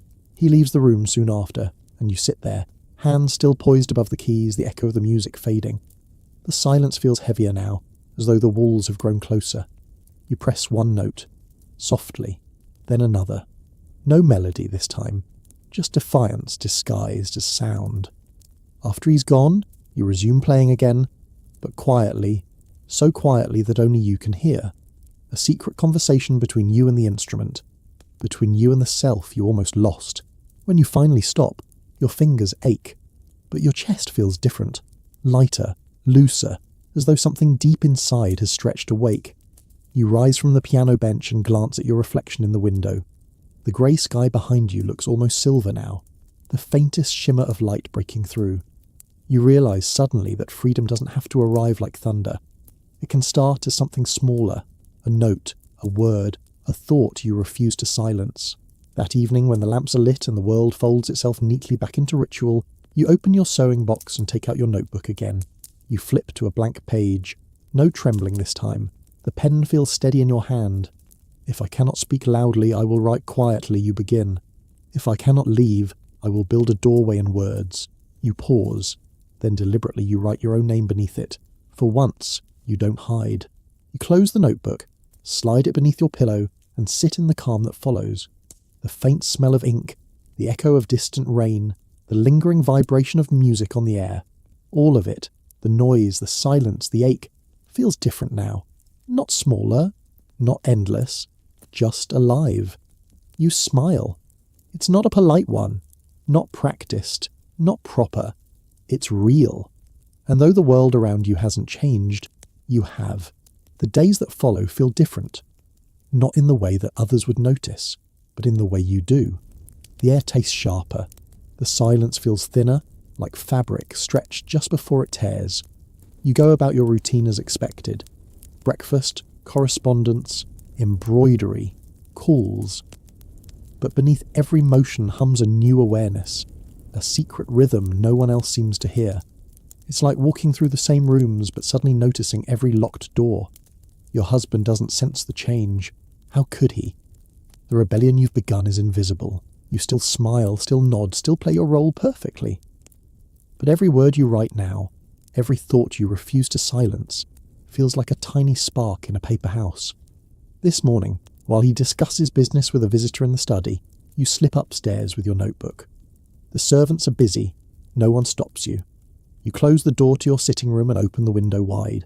The cold air rushes in, bringing with it the distant sound of carriage wheels and street vendors calling out prices. Life, real and unfiltered. You dip your pen and begin to write again. Not just thoughts this time, but sentences that move, that dare to argue. It cannot be virtue to erase oneself. It cannot be peace to live unseen. We call it grace because we have no other word for obedience dressed in silk. You pause, listening. Nothing. No footsteps. No knocking. Only the quiet scratch of your pen. You keep writing. You think about Mrs. Grafton again. The courage in her stillness, the way she looked at you across that crowded room as if she saw you truly for the first time. You wonder how many other women are hiding notebooks like yours scattered across the city, filled with words too dangerous to speak aloud. You imagine them, hidden inside sewing baskets, tucked behind hymnals, slipped between recipe cards. Thoughts disguised as duty, hope disguised as habit. Perhaps you're not alone. Perhaps none of you are. You write faster now, ink blotting on your fingers. You don't care. If the world won't let us speak, we will whisper. If it forbids our presence, we will linger in the margins. And one day, they will find our words and realise we were here all along. You close the notebook and press your palm against the cover, feeling the faint warmth of your own pulse through it. You almost laugh at the audacity of what you've done. Nothing more than a few pages of ink, yet it feels like the first real thing you've ever made. Downstairs, the bell rings for luncheon. You rise, smooth your skirts, and glance around the room to make sure nothing looks amiss. To anyone else, everything appears the same. A tidy space, a polished desk, a respectable wife. But you know the truth now. You've built something they can't see, an invisible life within the visible one. As you descend the stairs, the maid greets you with a quiet nod. You catch her eye for a moment, longer than usual. She looks startled, then smiles back. A real smile. The kind you haven't shared with anyone in months. For a brief second, you feel it. That bridge you once imagined between the worlds above and below the stairs. Two women, different cages, one understanding. At the table, your husband looks up from the newspaper. "You're cheerful today," he says, half surprised. "I suppose I am," you answer, taking your seat. He doesn't ask why. He never would. But for once you're glad. You want this secret untouched. A small glowing ember hidden under layers of silk and etiquette. It's not freedom yet, but it's the beginning of one. That night, when the house finally settles into its usual hush, you sit by the faint glow of a single candle, notebook in your lap, heartbeat steady but bright. You're not hiding now, you're creating. You've started to imagine what these words could become if they ever left this room. Maybe not a book, maybe not even a letter. Perhaps just a whisper that finds another woman's ear. Something that says, "You're not mad, you're not alone, it's the world that's too small." You trace the edge of the page, fingertips smudged faintly with ink. There's power in this smudge, you think. A mark of your own making, unapproved and uncorrected. Outside, a carriage rattles past, wheels slick against the cobblestones. Somewhere in the distance, church bells ring the hour. You think of all the women hearing the same bells, counting the same hours, wondering when, if ever, their lives will begin belonging to them. The thought steadies you. You turn the page and begin again. They tell us that our purpose is to preserve the peace of men. But peace built on silence is not peace. It's a cage. They tell us to be grateful, graceful, good. But goodness without freedom is obedience wearing a ribbon. The words feel dangerous, like stolen fire. You don't stop. You keep going until the candle burns low and your fingers cramp. The room smells faintly of wax and rebellion. Then you hear it. Footsteps in the corridor. Your husband's, heavy and deliberate. You snap the notebook shut and slide it beneath a folded shawl just as the door opens. He appears, already in his dressing gown, brows raised. Still awake? You smile faintly. Couldn't sleep. He chuckles, the sound soft but patronising. Too much thinking will ruin your rest. You know that, my dear. I know, you reply, voice smooth as the surface of your tea. He kisses the top of your head, lightly, distractedly, and leaves again. The door closes, the air shifts. You wait a full minute before exhaling. You retrieve the notebook, heart still thudding, and tuck it deeper into its hiding place. You'll keep writing tomorrow, and the next day. You don't know what it will amount to, or if anyone will ever read it. But it doesn't matter. You've begun. In the mirror across the room, you catch your reflection. The faint gleam of candlelight flickering over your face. You look neither fragile nor fearful now. You look awake. It's startling, that realization. To see yourself as something more than decoration. More than a role. You whisper softly into the quiet. They will never know me. It isn't despair this time. It's defiance. Because now you do. Tomorrow you'll still smile at the breakfast table. You'll still pour tea, still nod, still listen. But every gesture will carry a secret weight. A private history. A reminder that while they believe you docile, you are busy building something no one can erase. The world outside may never read your words, but one day someone will find them in a chest or a drawer or beneath a cracked floorboard and realize that even within the strictest walls, women were thinking, dreaming, writing. And maybe, when that day comes, they'll understand. History wasn't made only by those who spoke loudly. It was kept alive by those who whispered. You blow out the candle. The smoke curls upward, faint and fragrant. In the darkness, the quiet feels full, not empty. You close your eyes. You're no longer just existing. You are becoming. The days pass in their usual rhythm, calls, letters, polite conversation. But something inside you hums differently now. The old silence no longer feels like safety. It feels like sleep. And you have begun, very quietly, to wake. It begins with small acts. You start to speak a little more plainly at luncheons. When someone remarks that women are too sensitive for politics, you let your smile falter just enough to make them uncomfortable. You stop apologising when you take the last scone. You stop lowering your gaze when men speak over you. They notice. Not all at once, but gradually, like birds startled from a field. Mrs. Winthrop comments that you seem brisk lately, her voice sharp beneath the sugar. Another lady calls you independent, which sounds like both a compliment and a warning. You pretend not to hear either, but inside you feel something fierce bloom, a spark of satisfaction. You've started writing every day now, not only at night but sometimes in the mornings, before the house stirs. You write in code, little fragments disguised as prayers or grocery lists, phrases that mean nothing to anyone else. 3 apples for the market really means 3 thoughts that scare me but must be written. Your words are spreading across the pages faster than you can contain them. Sometimes they frighten you, sometimes they steady you. Always, they remind you that you exist. One afternoon, Mrs. Grafton calls unexpectedly. The maid announces her with a note of surprise. You haven't seen her since the advancement of the female mind meeting, where she nearly started a revolution with one sentence. She enters your drawing room with quiet confidence, rain still beading on her cloak. You offer tea, but she waves it away. "I didn't come for tea," she says softly. Her eyes flick toward the writing desk, then back to you. "Do you still think about that day?" You nod. She smiles faintly. "So do I. I thought I was the only one." The two of you speak cautiously at first, circling around the forbidden subject. But soon the air thickens with honesty. You talk about reading, about loneliness, about the way women's lives are curated like exhibits. You talk about the ache of wanting something you can't quite name. It feels dangerous, this conversation, like walking along the edge of a cliff, but also intoxicating. Mrs. Grafton leans forward, her voice dropping. "I've been meeting with a few women, quietly, to discuss education reform, writing classes. Nothing radical, of course." Her eyes sparkle with irony. You both know that in this world, a woman reading the wrong book is radical enough. You hesitate. The words yes and no fight in your throat. Finally you ask, "Do you think it's safe?" She smiles, just barely. "No, but that's not the same as impossible." The sentence hangs between you like a lantern. When she leaves an hour later, your pulse is still racing.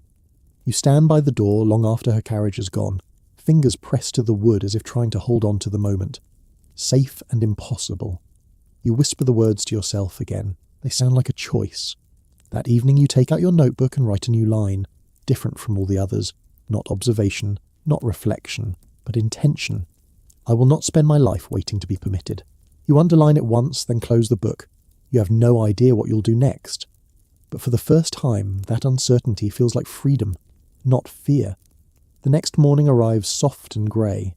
A low fog curls along the street, muffling sound and softening the edges of everything.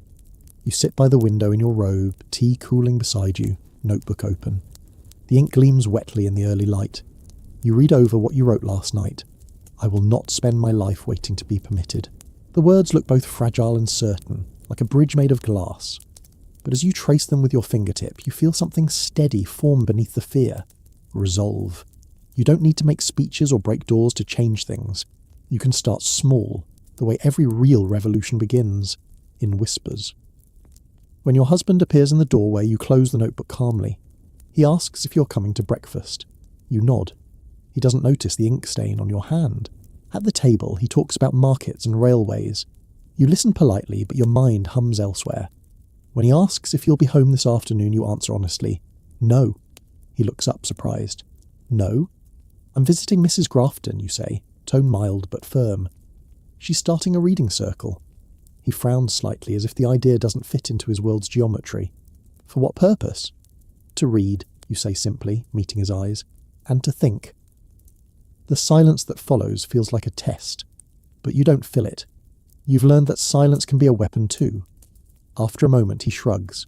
"Well, so long as it's respectable." You smile, a small private smile, and finish your tea. Respectable. How generous that word sounds when spoken by someone who never has to earn it. Later, as the carriage rattles toward Mrs. Grafton's house, the city feels almost alive again. The rain has stopped. Market women shout prices from beneath striped awnings. A boy runs past with a bundle of papers, ink fresh on his fingers. You wonder if your words could ever travel like that, beyond walls, beyond whispers. When you arrive, there are only 4 women gathered around the fire. They greet you cautiously, with a kind of warmth that hides its flame until it's sure it's safe to burn. On the table before them lie books, some poetry, some essays, one well-worn copy of A Vindication of the Rights of Woman. You pick it up. The cover is soft from handling, the margins filled with pencil marks. You glance up. "You've all read this?" Mrs. Grafton nods. "We're reading it again." You sit. You open the book. The pages whisper faintly as you turn them. As you begin to read aloud, something inside you settles. For the first time, your voice sounds like it belongs in the room. The others listen, not as though you're breaking a rule, but as though you're joining a chorus that's been waiting centuries to be heard. You don't know what will come of this. Perhaps nothing. Perhaps everything. but you can feel it. The world shifting by inches, one woman's breath at a time. Later that evening, when you return home, you open your notebook once more. You write slowly, deliberately, savouring the words. Today I spoke without permission, and the sky did not fall. You close the book and slip it beneath your pillow again. The air smells faintly of rain and ink. You lie back and listen to the city breathing beyond your window, the carriages, the bells, the soft murmur of a world that has no idea what's coming. And you smile, because you do. The house is dark now. The city too. All the noise and ritual of the day has folded itself into a gentle, breathing silence. You rest there, the ghost of ink still on your fingertips, the whisper of words still humming somewhere beneath your heartbeat. Outside, a lamp flickers in the mist. Inside, the clock ticks on, but softly now, less a demand, more a lullaby. You think of the women you've met, the governess with ink-stained hands, the maid with blistered fingers, Mrs. Grafton's steady